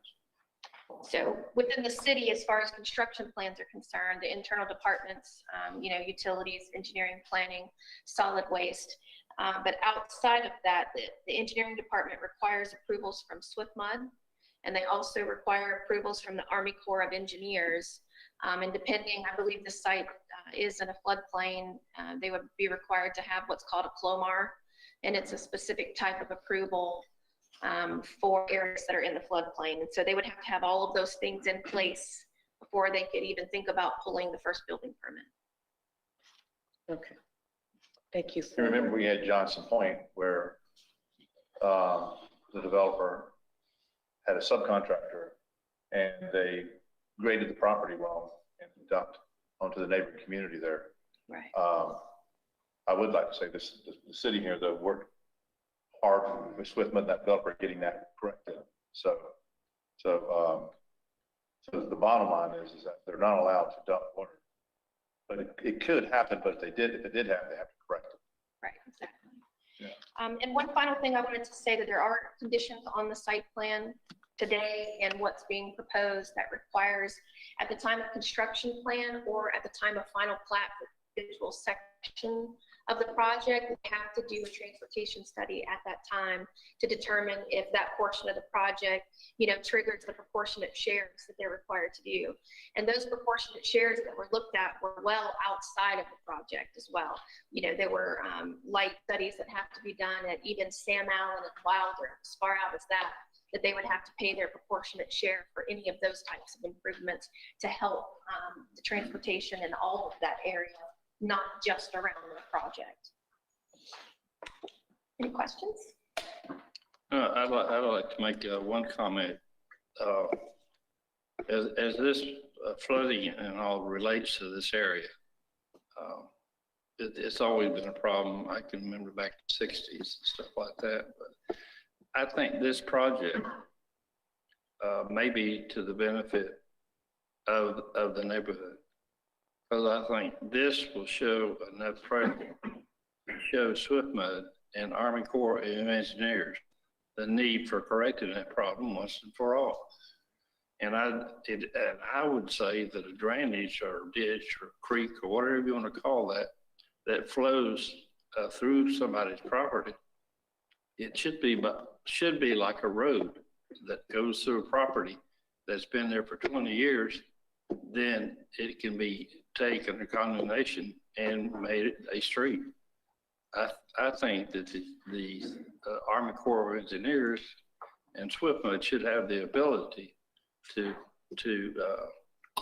take those properties to where they can maintain and control the flooding in that area. So I'm hoping, and I can see where this would be an answer to this problem rather than creating additional. And that's what I've said to staff all along since this thing came up. That's what we need to see. That's what we need to do. And I think the developer and the builder and all this, they would concur with that scenario. Thank you. Thank you. Any other questions, Ms. Baker? Thank you, Ms. Baker. Okay. Is the applicant back up for rebuttal? Mr. Gardner? You've already been sworn in, so you're fine. Thank you. Truett Gardner, 400 North Aston Drive. The current owner of the property wanted to speak, and then also Brian Mahalik with D.R. Horton is going to address the T&D issue. And then Diane, again, is going to talk about what I think is the most important thing, which is what we've done here is we've taken an approval that's very vague and conceptual, and we've turned it into a real plan with real conditions and real enforceability behind this. And on the T&D, one interesting aspect of that, stormwater is the biggest concerns, but with T&D and that grid structure comes more roads. With more roads comes less open space, and with more roads comes more impervious and more runoff. And so I think as long as you can have the assurances built in that make this a quality development for Plant City, which is what DR Horton is committed to, and I know that you're committed to, and your staff has been committed to, then that is the important aspect of this. We're not asking for more.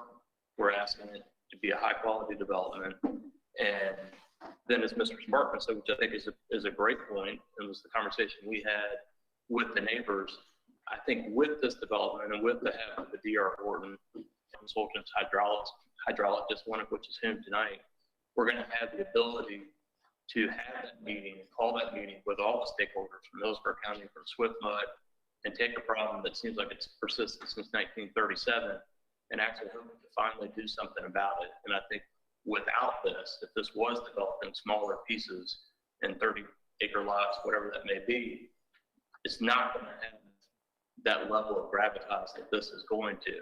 And so I think that's an important component. We told the neighbors that we're committed to that. DR Horton is committed to Stantec and their team are working with them. And so just wanted to state that for the record. And with that, I'll turn things over to the current owner and then Brian and Diane.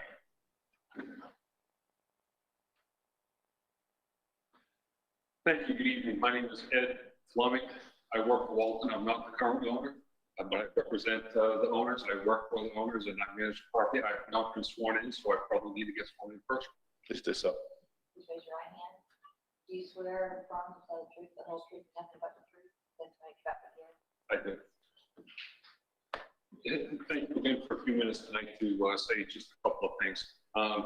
First thing is the current owners bought our property in 2014. And since then, we've tried a lot with a lot of different builders and a lot of different developers to try to garner some buzz and some desire to develop this piece of property and to bring the necessary needed residential units to Plant City. We've been somewhat successful at trying to be part of the community through strawberry festivals and charitable organizations that we've been part of. The feedback that we got from to a person, every other developer or builder that wanted to come in and build in here was that they couldn't meet the TND standards. They just couldn't. Yes, you're absolutely right. We did buy the property. We knew the TND standards were there. We had every intention to develop it in that regard. I've lived in a TND community. Those alleyways are called alleyways for a reason. They're very narrow. If you've ever driven that, go down to Celebration sometime soon, drive down the alleyway, try to turn a left turn or a right turn into the garage. It's not the easiest thing to do in a two-car garage when you already have one car there and you're trying to turn in. No, by the way, there's a trash can or something like a dumpster out in the alleyway. It's costlier to build. That's not a concern of mine, but a concern is it's more costlier to maintain. And so TND is a great looking community, but there are lots of other ways to have great looking communities. And by having things the way in this community, and by having a builder of the standard of DR Horton is one of the most important things that you can do. DR Horton, the largest builder in the country with one of the greatest reputations, is the correct builder to come in and create this community and create this environment. Okay. Second thing, before I joined Walton, I was in the Army for 25 years. I was a colonel, retired as a colonel, and 25 years of active duty, and I was an engineer in the Army. I spent about 10 of the 25 years assigned to the Army Corps of Engineers. I know a little bit about flooding. Post-Hurricane Katrina, I was assigned to New Orleans. I spent 3 years in New Orleans building all of the levees, the pump stations, the flood walls that were all destroyed as a result of Hurricane Katrina. Flooding is near and dear to my heart. Very close friends of mine lost everything they owned as a result of Hurricane Katrina. I've impressed this upon their Horton, and we will work very closely with the community, with the state, and with the Army Corps of Engineers to make sure that whatever we can do to make sure that canals, drainage ditches, things that should be maintained, things that should be dredged out, do in fact get dredged out. Could be a private solution, could be a public solution, could be a federal solution. We need to figure that out, and I'm committed to helping that out. Thirdly, we talked a little bit about buffers. The buffers on that northeast corner, particularly along Charlie Taylor Road, were double the size from 25 feet to 50 feet. 50 feet. I bet you this room is not even 50 feet wide. This room's probably 30 feet wide. That's the size of the, when we say buffer, we're talking vegetation, trees, hedges, things that will shield one side to the other side. So we're doing our best to try to maintain that rural feeling so that you won't feel as you're driving down Charlie Taylor Road that there's something behind there because there's a big buffer. Last point that I'll make, although this is a very important step tonight, this is one step in the process. As we talked earlier, we're going through site plan review, we're going through preliminary plan, we're going through the Army Corps of Engineers, we're going through the state SWIFT, we're going through the planning department, we're going through construction permits, and every step of the process, there's another bite at the apple that particularly Plant City will have to make sure that they hold our feet to the fire, so that this community is developed in accordance with this PD. Thank you very much for your time this evening. Thank you. You have 2 minutes for, okay? Because typically in rebuttal, you have 10 minutes. I'll give you a little extra time there, but we're trying to make sure we have all the information out so everyone has all the information before we make a decision, okay? Understand. Thank you for your time tonight. Brian Mihalik with D.R. Horton. My address is 12602 Telecom Drive, Tampa, Florida. I'll be very brief and leave most of the rest. You have been sworn in, right? And I have been sworn, yes. Okay. Just want to address the TND with you again. We have, with some of the features with TND, Ed mentioned some of the negative components with TND. It does have a great aesthetic to some of the homes and the designs of the homes, but from a functional standpoint, it's not just cost, but it is some of the other operational things and long-term maintenance things that Ed also mentioned. From a cost standpoint, it's not so much the burden of the cost of the developer. It's unfortunately the cost to build the infrastructure gets passed on to the buyer. Any TND communities in this area, or whether Central Florida or West Central Florida, typical prices are between 10 and 15% higher than what they are for a traditional home. Same square footage, smaller lot, but yet 10 to 15% higher. So with that price point, we're kind of getting out of the price point of some of the buyers and product in this market in Plant City. So really just wanted to summarize that. We do think that with some of the aesthetic features, we've mitigated for that. Still wanting to make it a quality project, trying to mitigate for some of that aesthetics and the curb appeal. So thank you. I'll leave it there and leave the rest of the day. Thank you. Okay, this public hearing is closed. Before we ask for pleasure of the commission, why don't we open it up for discussion? I think we need to discuss this a little bit. Anyone wants to lead off? I know I have my opinions, but I'll listen to yours first. Sure. Vice Mayor? I'd be happy to. So first, really appreciate the dialogue this evening, all the residents coming out to share your concerns with us. I hope, that we take it very seriously and want to make sure that we come to compromise here that's meaningful for everybody involved. We know that this has already been approved. This has been part of the vision plan that we've had for well over a decade. And we have to find a way to appropriately accommodate growth in our community in a way that limits the overall impact to those that are already here. So we recognize, the nature of folks that have been in this area for a long, long time, love the homes, love where you live, and really want to see whatever is done here have a limited impact on that. So one of the things that I am pleased about in the compromise and really thankful to the applicant for taking the steps to do some of these things is the buffering on the outskirts of the community to have less of an impact on those that are already there. I think to the point from staff that there is some vagary in the existing plan as it sits currently. I see a lot more detail than what's being promoted here this evening than what we had already. The applicant, I think, has done a good job of guaranteeing some design features, that there's not going to be monotony in the community, that the 40-foot lots will be dispersed throughout the community and not clustered. Certainly having 50% green space in an area that we want to preserve as much as possible makes sense. I do think commercial on Nikes Griffin is an appropriate place for that, especially if it's buffered as much as possible from Charlie Taylor, like the applicant is planning, and recognizing also that that's already approved for that corner. and really just trying to provide some reasonable accommodations for the applicant to utilize that space. So this is also very consistent with, I think, what we've talked about previously in our workshop in not too distant past, and what was also presented and approved by this commission for the changes to North Park Isle. Again, you know, nobody's going to get everything that they want in this. And I think, you know, the community has done a good job of meeting with the applicant and addressing their concerns. I think the applicant has made some reasonable accommodations to that. Certainly the water issues are a huge concern in that area. Hear you loud and clear. And I hope everybody recognizes that. Again, tonight we're voting on use on this property, and there's a lot more work to do by the applicant in terms of submitting the final permits and the plans and getting construction approval from the appropriate authorities that are much smarter than I am when it relates to these issues.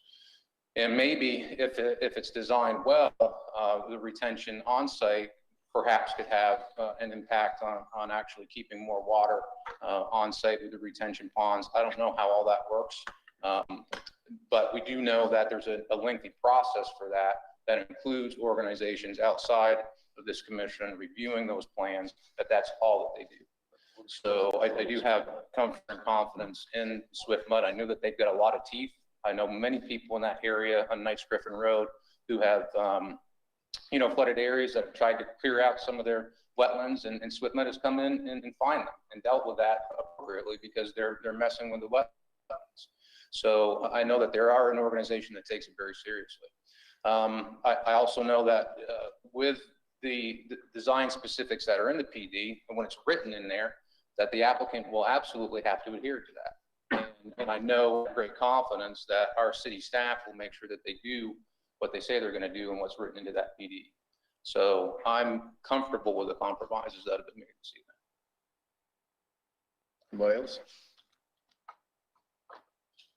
And I'll say my comments. The trouble I've always had with this project for a while now is that when we originally started working on it, it was Calm Ranch. Now we were presented something, it was, you know, they had brought the architects in, all the designers, and this is before we annexed the property.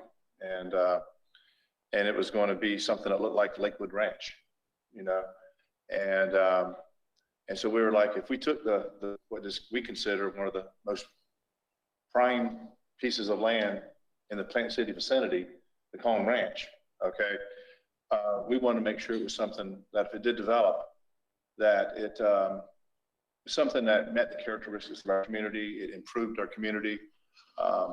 We've talked about in the past about how some people don't involve in the lake, okay, but it did bring in 2,300 homes and families, and a lot of us lived there, you know, and it hasn't hurt life as a whole. It's made, you know, life better in our city, you know. In fact, imagine Plant City without that particular development. But it is also one that was a master plan. It's had a lot of amenities in it. It's, you know, the amount of green space there. It was a golf course at the time and so forth. It had everything that you wanted to have at that day and age in a master plan community. And so we were sold on that, and knowing that anything can happen. And of course, what happened was you had the Great Recession, and things change, you know. And so we came back in 2015, and you know, made some changes to it. And then for the last, you know, year to 2 years, we've been trying to work with the developers with multiple developments on improving that product, raising the bar, you know, working with the community and trying to, you know, build a product that represents our community. What we don't want to do, and I've said this many times, we don't want to become another faceless community. And I'm going to point out any names of some, but as you know, you can go to a lot of places in Florida and they can put a blindfold on you, spin around, and, you know, take you down a road, and they take the blindfold off, you have no clue where you're at. You know, you're just in another city. It looks like all the other cities. And it's hard to do in Plant City, where we have a lot of community character here in our city. I appreciate the honesty, because when I sit there and look at in the new PD what they're offering, and I look at what we have in the old T&D, okay, most of the neighborhoods, Mr. Haney, I agree with you. When I look at cities that, and neighborhoods I was was just in Wood Garden last week looking at a T&D neighborhood. And I love the rear, access. I mean, it has a look, it has an aesthetic look to it where it's clean, but that doesn't solve the issues that some of the citizens have been talking to about tonight. So I like that look, but when I look at all the other things that are being offered tonight, if we don't approve this, then we lose a lot of the things we're offering to some of the neighbors, that you've negotiated. That goes out the door if we go back to exactly what was approved in 2015. So, I do have a request, and this would be, kind of an odd request here, but the commercial was already approved, okay, on Nice Griffin. It's staying on Nice Griffin, but the school, okay, I don't think it's fair to throw a school on some of the trails. Is there any way to relocate that to another section? I mean, they've asked you to do it and you've said no. So I just think that's a request that's not unreasonable. We don't put, a warehouse next to a residential neighborhood. We try to, piece those things out, and all of a sudden we're sitting here and we're taking a school and we're putting it right across from a residential business. Is that possible? Mr. Gardner, make everybody happy here. I can attempt to answer that. So the prior location of the school, from what I understand, and Diane can opine on this as well, was bifurcated by wetlands. When we started talking to the school board this time, they get kind of first choice of the property, and they wanted uplands not bifurcated, and that's how this 15 acres was in the location that it was. So it was really more driven by the school board than it was DRR as far as let's put the school on the perimeter. It was directed to us. But surely out of 1,008 acres, there's 15 other acres that we can. I can't answer for the. They're talking in the back of the room. Yeah, I was going to say, I can't answer the school board. We can try to go back to them with an alternate location. Let's see what, any more thought on it?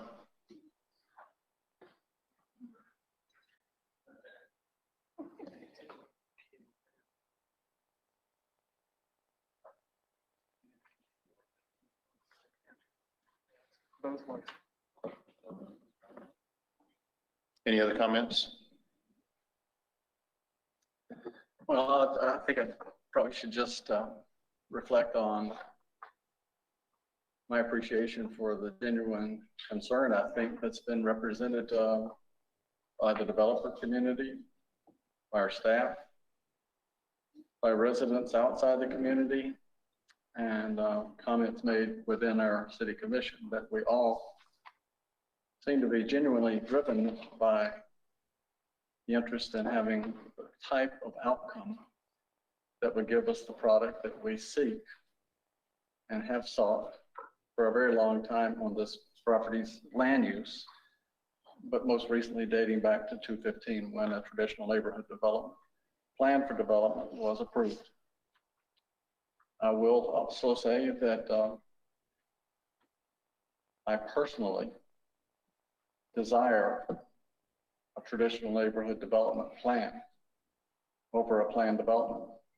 I think it far exceeds the quality of building construction that I would like to see us raise the bar to achieve. And I have a line of questioning for the developers that I'd like to ask of them along that line. And finish with a comment or two of my own about how I see the outcome of this from my perspective. Still, I'm waiting for that moment to do that. Okay. Mr. Gardner. So, Mr. Dawson has a question for you. Oh, sure. Okay. I was going to address the school side issue. Please. Go ahead. So on that, we would, if at all possible, like to move this item forward tonight. What we would be willing to commit to is working with the school board, and if we can find an alternate site that's acceptable to them. I believe the way that the school site is written, or actually, I'm sorry, within your code, code, the way it is allowed, it can be within any location within this PD. So we'd be happy to make our best efforts. Again, wasn't a location of our choosing, it was more directed by them to find an alternate location. And if we can, the school would be relocated to that site. So we'd be happy to commit to that if that makes sense. Commissioner Dodson. Okay, I'll begin. Mr. Gardner? Sure. Okay, I'm going to ask you a couple of 3 questions. Okay. Which we've pretty well covered the answer to the first one and the follow-up question, but I want to answer it again because I have a purpose in asking these questions. So my question for you is, why did you seek a change in the development style from traditional neighborhood development to a planned development for the Berea project? Let's start with that. Okay, so let me get the actual developer up here to answer that. It's probably the best way to handle that. Well, I think I know the answer. I like to say, I just want to hear it again, and all of us to hear it, because I'm leading up to other questions. So again, why was the amendment? Why did you seek a change in the already approved traditional neighborhood development plan that was in place since 2015 for the Berea project? Sure. So I'd say 3 reasons. One, absolutely unworkable for the developer. That's a non-starter right there. I think they would tell you that. But then 2, when you dig deeper into this site, I think what really becomes and what's put into focus is maximizing open space and minimizing impervious surface. And so by moving away from those standards, you can do exactly that. You can take that open space, go from your 30% requirement to 50% commitment. And then 2, you can reduce impervious by eliminating those alleys. You're not directing your response to the question I was asking. You're kind of getting off the subject. So I'll move on to the next question. I was trying to answer your question directly. Well, I think you were answering other questions that wasn't the one I asked. So if the traditional development was thought to be a valued development plan 5 years ago by Walton and the Cone Farms Community District, what changed to make D.R. Horton want to have a planned development district in place of the T&D? What changed? So D.R. Horton was not a part of the That's right. 2015. So when they But that's what was approved. Correct. Yes. When they came in, they realized that they need this change in order to go Well, forward. what changed? What caused that change? They didn't change. They knew going in that that would have to change in order for them to proceed. What, you haven't answered the question. Sure. Aaron Salzberg. No deal. So when Walton bought it, they thought they could sell it the way it was designed. They went to the market, no other builder would put it under contract at any price because of the, NT. When they came to us, the hope was we would put under contract with them and meet the majority of the requirements and get rid of the rear alleyway. And like he said, I don't think he was answering your question. There were 2 reasons. One, it's very costly to build the rear load, and you price yourself out of the market, for the buyer that we're going after. And the second part is you have a lot more impervious area, as he was saying. So by getting rid of the neo-traditional, you're able to have a lot more wetlands and open space. That's where we were able to go, 30% required, we went with 50%. Okay, I understood that response a little better, and I see where you're leading to, which has, of course, to do with the economics. So that leads me to my response. So what I hear you saying is your requirements for quantity can only be met through a planned development and without all the planning principles encompassed in a traditional neighborhood development. Yes, sir. That's right. Yes. So I understand the planning principles of a traditional neighborhood development to incorporate are the biggest and best aspect of it was rear-loaded garages by way of alleys behind home sites and homes built with large front porches, which would encourage families to spend time there and speak with their neighbors passing by oversized walkways. That's how T&D was sold to us. Right, so people love that look, but they don't want to pay for it. That's the challenge. I'll come to that. So we put in the walking trails, big amenities, so there's still places for the neighbors to congregate. The big lawns where they have neighborhood events to account for the. Well, it worked. Sorry? It's called a traditional neighborhood development for a reason. It was the way of development for a very long time, and it proved very successful. It also has a street sills system built on a grid pattern around a perimeter of neighborhoods with open space to encourage families and kids to use the open space instead of swing sets in every backyard. But in your plans, in your concerns, all of the homes have front elevation garages, which intercept sidewalks every 50, 60 feet.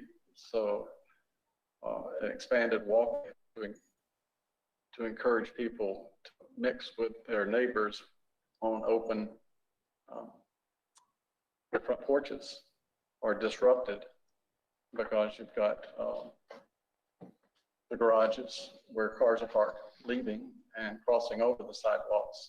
So that disruption kind of kind of destroys the whole concept of traditional neighborhood development. And what you're saying is it's all dependent upon the price. What does it cost to provide that product? But you didn't say what that price was, and you didn't say why you think that Plant City and its environs and the customers that might like to buy that product can't afford it.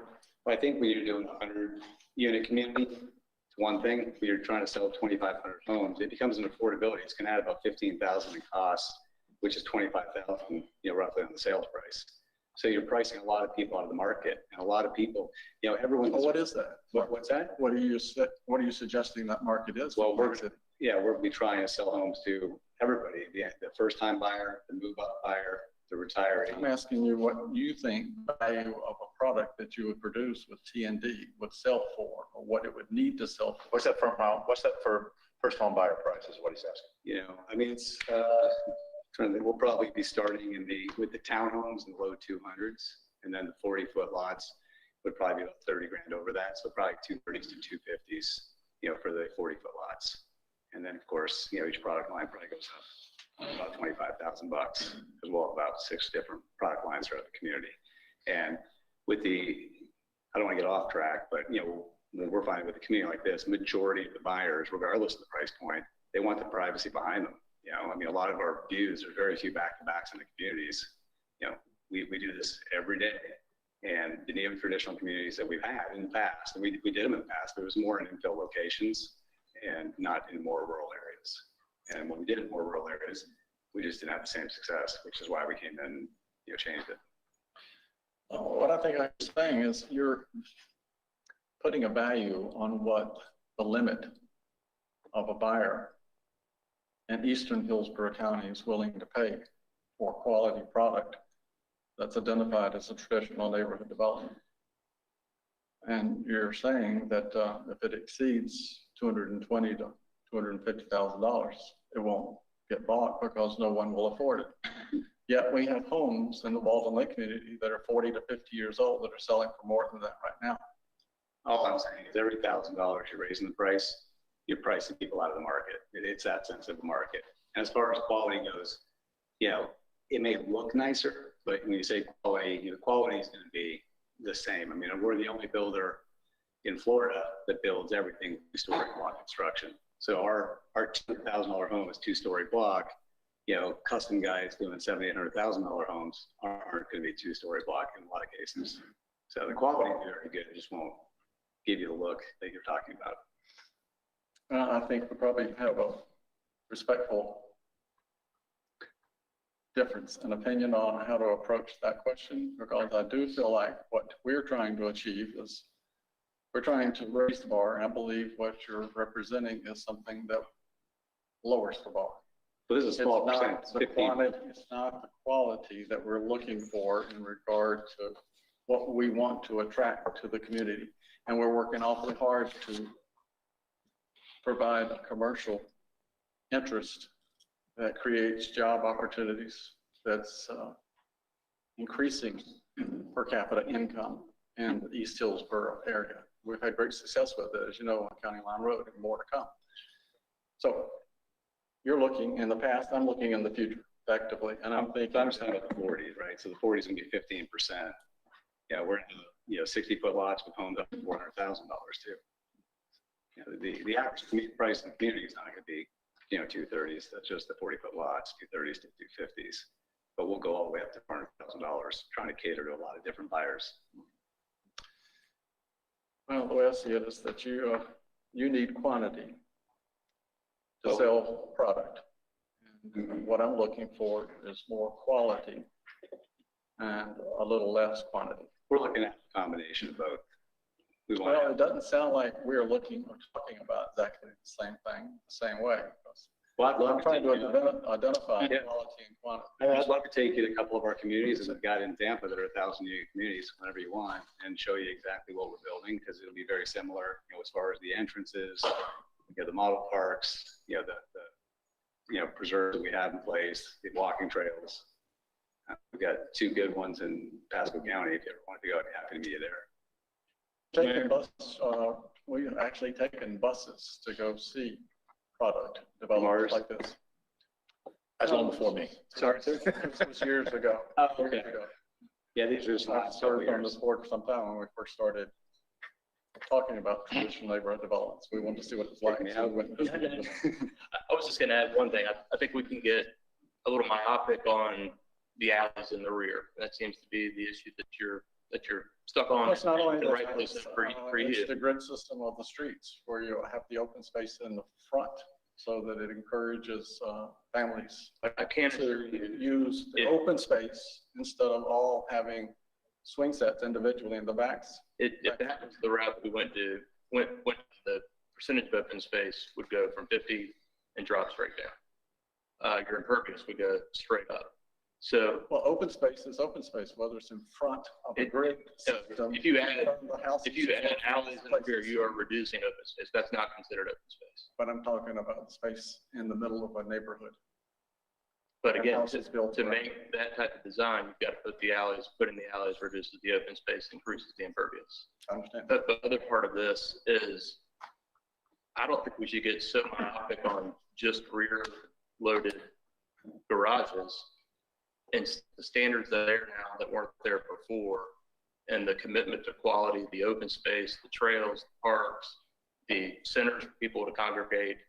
And even though there is a reduction in the width of lots, actually in TND you could do a lot less with lots, that I do think that this is a very high quality development, provides plenty of opportunities and more opportunities than before on people to congregate and get together and really create a community for Plant City. Mr. Dawson, let everyone else ask questions. I'll come back to you, okay? Mr. Spartan. Thank you, Your Honor. The alleyways, I just don't understand them, period. Because we haven't had an alleyway in Plant City put in ever, since I've been here.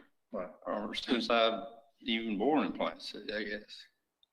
And all we do is close them up.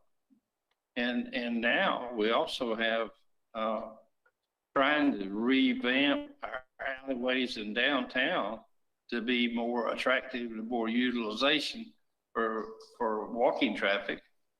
And they're not serving utilities or deliveries or anything of that. So we're trying to get rid of all of them. Here we're going to add more. I don't comprehend that. Plus, I would not want to live in a subdivision where I had traffic in my front yard and traffic in my backyard. And, and I wouldn't want my kids to be playing in the front yard if I had kids or grandkids or great grandkids, probably great grandkids. But I wouldn't want them playing out in the front yard and maybe hit a ball into the street, which is 20 miles an hour, 25, 30, whatever the speed limit is in there, when they could be in the backyard with open space and be able to play and run and congregate with other people, maybe their dog in the backyard and stuff like that. So, and two, I strongly believe that by getting Swift Mud, Army Corps of Engineers, for them to ever approve this site, that water situation out there is going to have to be improved. And it's going to be improved not for just this development, but for the neighborhood. If we can once get that through. So I'm gonna support this going forward tonight, and I make a motion to approve it. Well, we're going to first get to item 7A. Okay, we have to approve that first or turn that down first. Okay. So do you have a motion to approve the comp plan? Is that what your motion is? Yes. Okay, is there a second? I second that motion. Okay, This is 7A. That you're approving, 7A. 7A, yeah, we're on the comp plan right now. Item 7A, we have a motion to approve by Commissioner Sparkman and a second by Commissioner Mathis. Yes. Okay, open for discussion. I like to make. Because a comment.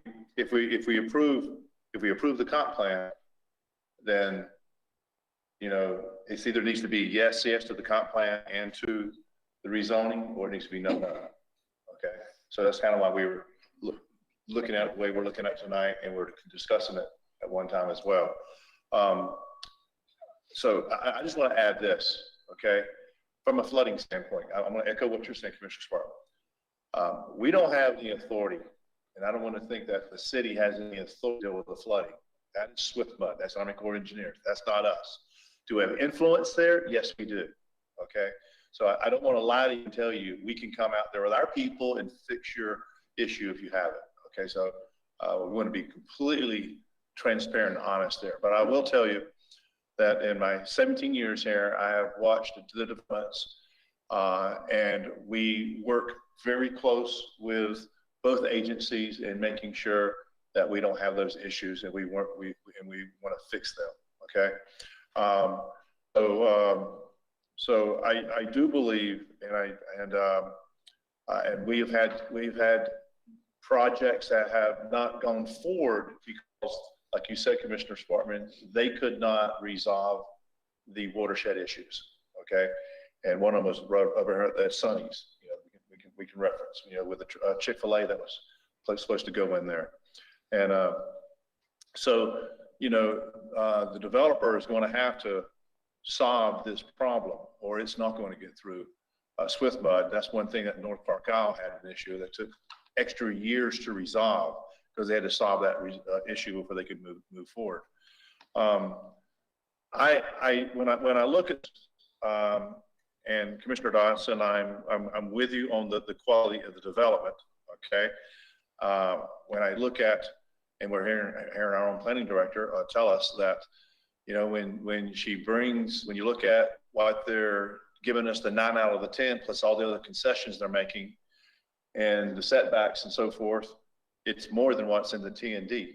Okay. So it's, to me, it's an improvement, and it's better than what we currently have with the T&D. We're adding another 180 acres of green space and so forth. I don't like where the school's at. I don't like it. Okay. I don't think it makes sense for it to be there. I don't think it should affect the neighbors that long been there with a business that it definitely would affect, especially with the type of business that's there. I don't think it's fair to him. And so I want to see Berea move that site. Okay. You know, with all the concessions they made with the community and the neighbors and so forth, I think this is the best plan moving forward. I'd hate for us not to do this, and all of a sudden, all the concessions that has been gained by working with the community, we lose. Okay, and so I wouldn't want to lose those concessions that have been made to the community there. I mean, they're going to have to do road studies and have to deal with what improvements have made on the road studies to deal with traffic there. There's still a lot of work to be had here, and especially because they're going to have to work with the county on that because it's their roads. So you know, I can tell you, I've been very, you know, going back and forth trying to go, you know, we already have a T&D. We were happy with that. Okay. But why do they keep on, you know, giving concession after concession after concession when they already have a T&D approved in it? The bottom line is what I came up with tonight. It's clear. It increases the value of the homes to 10 to 15% just by adding the alleyways in the back. That's the bottom line. Okay. And by having a home, if you're looking at a $300,000 home, another $30,000 to $45,000 on to put the alley in the back of it, that changes the complete, you know, cost of it. I don't think it I don't think it lowers the quality of the neighborhood. I just think it increases the value of the neighborhood. So, you know, I'm gonna support this, but I don't want it just to be an effort on the part of moving the school. If we need to help you, we're very close with the school board. We can help you with that, okay? So, you know, we you know, trust me, we can support that effort. And I'm sure that out of 1,008 acres, we can find another location to put that school, and I'll work hard on that, Mr. Luttrell, okay? So we have a motion by Commissioner Sparkman. We have a second by Commissioner Mathis. Is there any other discussion? I want to make a comment. Please. First of all, I want to say thank you to the citizens that came out, and, you know, that's what it's all about, that you're here to let us know, and what you need to know, we heard you. You can hear that from our conversation.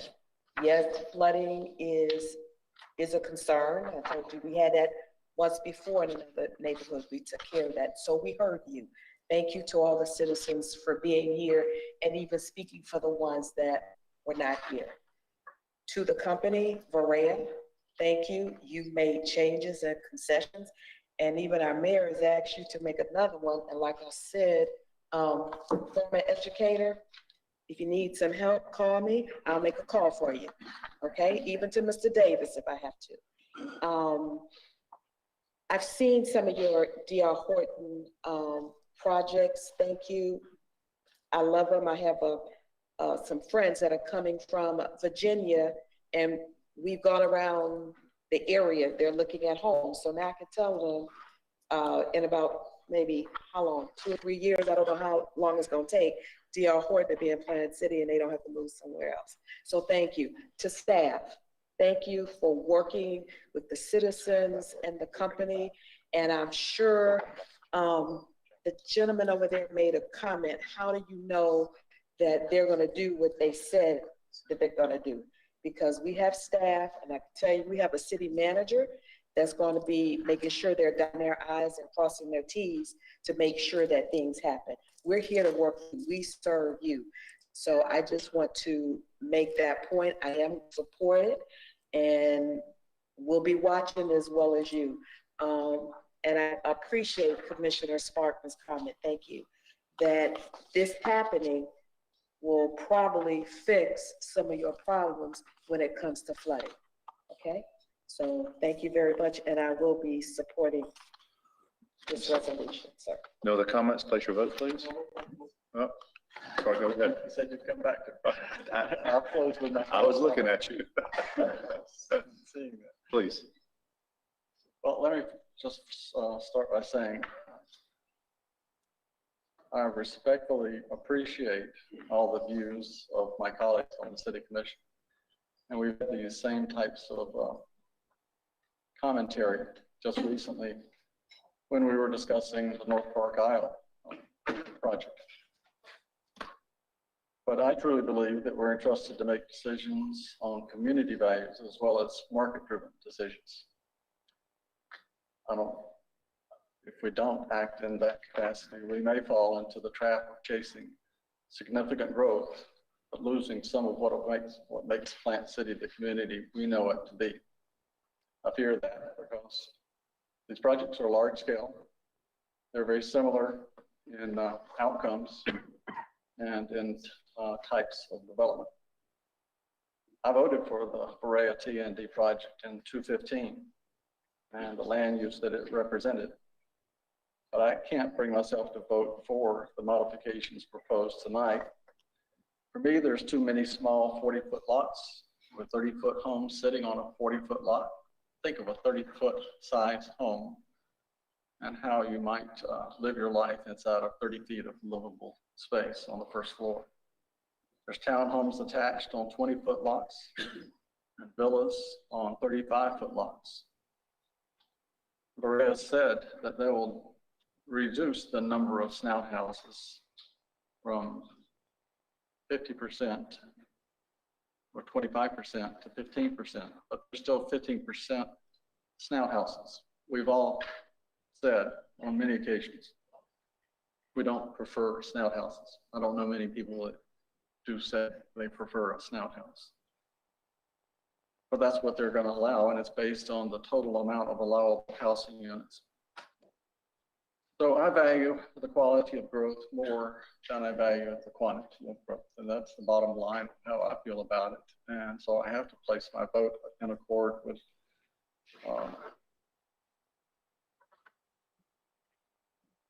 staying with quality over quantity when I'm given a choice. Thanks, sir. That concludes. Okay, thank you. Please place your vote. Record the vote, please.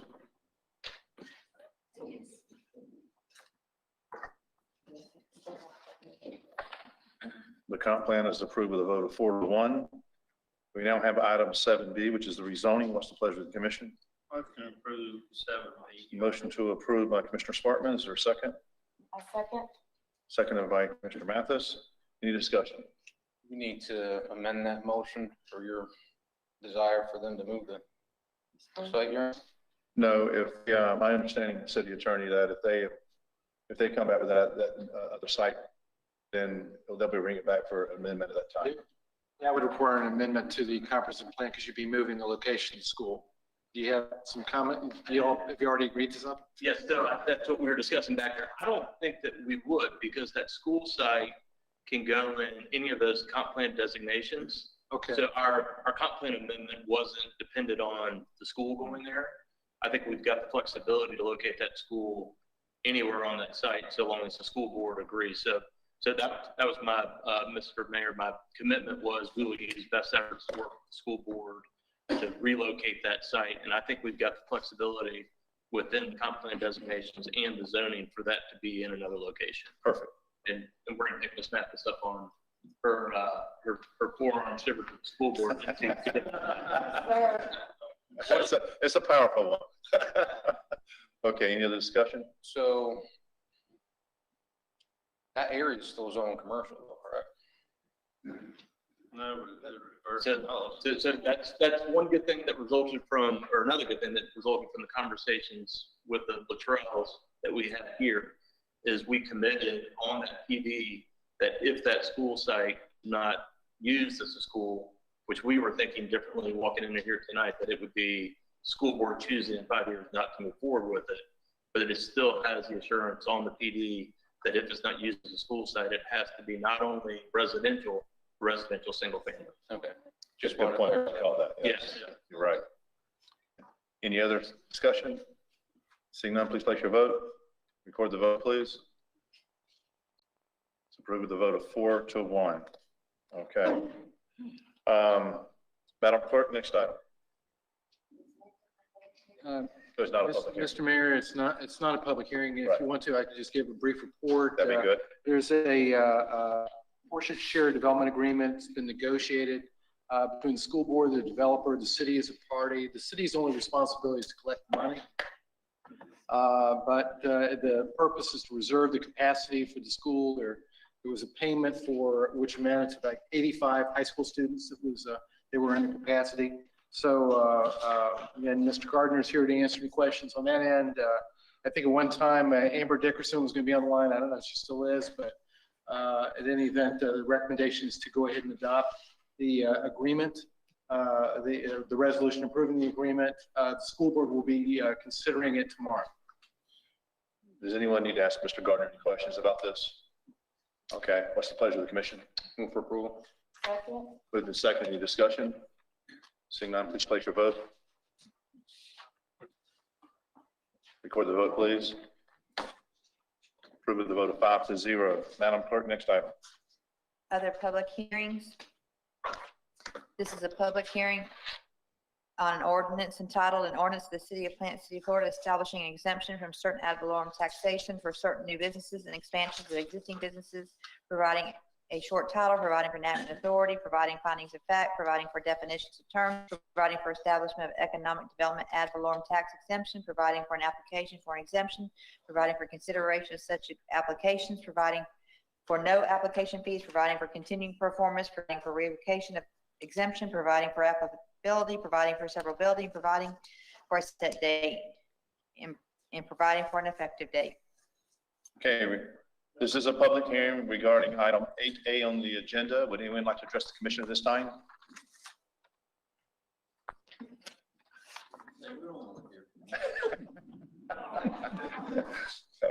Name and address for the record, sir.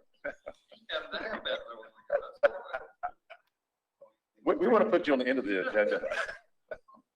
Happy to be here. This is an exciting program for us, for sure. We've been able to utilize this program 6 times over the past 10 years. It's been available, and we've announced over 50 projects. So it's it's good to see that this program has been extended. I want to give a quick overview of some of the recommendations made to modify the incentive program that was available these past 10 years. Over the past 10 years, we've seen a lot of growth in the industrial market. What we felt was needed, since the wages of Plant City has increased over those 10 years, we've made the requirements for those wages higher to qualify moving forward. We feel that these tax incentives should always be something that we're striving for, not just projects that we're going to get anyway. So we have increased the wage thresholds for manufacturing. We have actually made the program easier to use for office development. We have a shortage of available office development in Plant City. We'd like to use this program to see those types of development. So a little bit more difficult threshold for industrial, lessening the threshold for office. In turn should give us continued growth in industrial, but also showing that preference in more office development. Any questions we have? Just ask all the questions I'm going to ask. Yeah, thank you.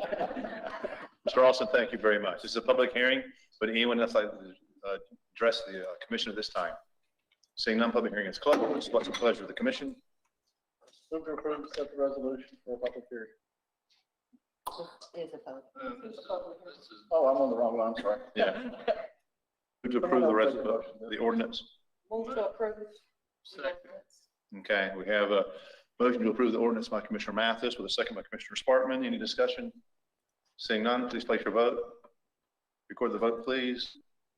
And you have 10 more years, Jake Austin, to bring business in under that program, okay? Yeah. Okay. Madam Clerk, next item.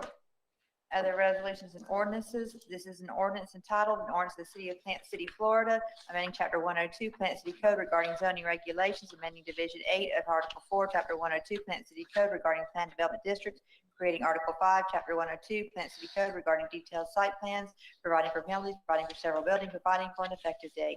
I also have a resolution entitled, a resolution setting the public hearing on proposed enactment of an ordinance by the City Commission of the City of Plant City, Florida, as required by Section 166.041 Florida statutes and other applicable law. This resolution sets the public hearing on proposed enactment of said ordinance for our next City Commission meeting to be held on January 11, 2020, at 7:30 p.m. Oh, 2021, excuse me. It's a pleasure of the commission. Move to approve. Second. And a motion and a second to approve the resolution setting public hearing. Any discussion? Seeing none, please place your vote. Record the vote, please. Public hearing is approved with a vote of 5-0. Madam Clerk, next item. This is an ordinance entitled, an ordinance of the City of Plant City, Florida regarding mobile food dispensing vehicles, amending Section 102-03 Plant City Code regarding definitions, amending Section 102-1430 Plant City Code regarding special event sales, creating Section 102-1431 Plant City Code regarding mobile food dispensing vehicle sales, providing for penalties, providing for several buildings, providing for an effective date. I also have a resolution entitled, a resolution setting the public hearing on proposed enactment of an ordinance by the City Commission of the City of Plant City, Florida, as required by Section 166.041 Florida statutes and other applicable law. This resolution sets the public hearing on proposed said ordinance for our next City Commission meeting to be held on January 11, 2021 at 7:30 p.m. Pleasure, Commissioner. Move to approve, second public hearing. And the second, any discussion?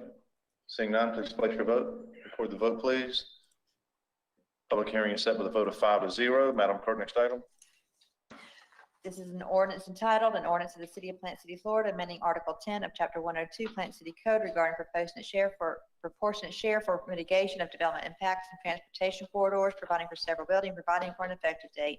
I also have a resolution entitled, a resolution setting the public hearing on proposed enactment of an ordinance by the City Commission of the City of Plant City, Florida, as required by Section 166.041 Florida statute and other applicable law.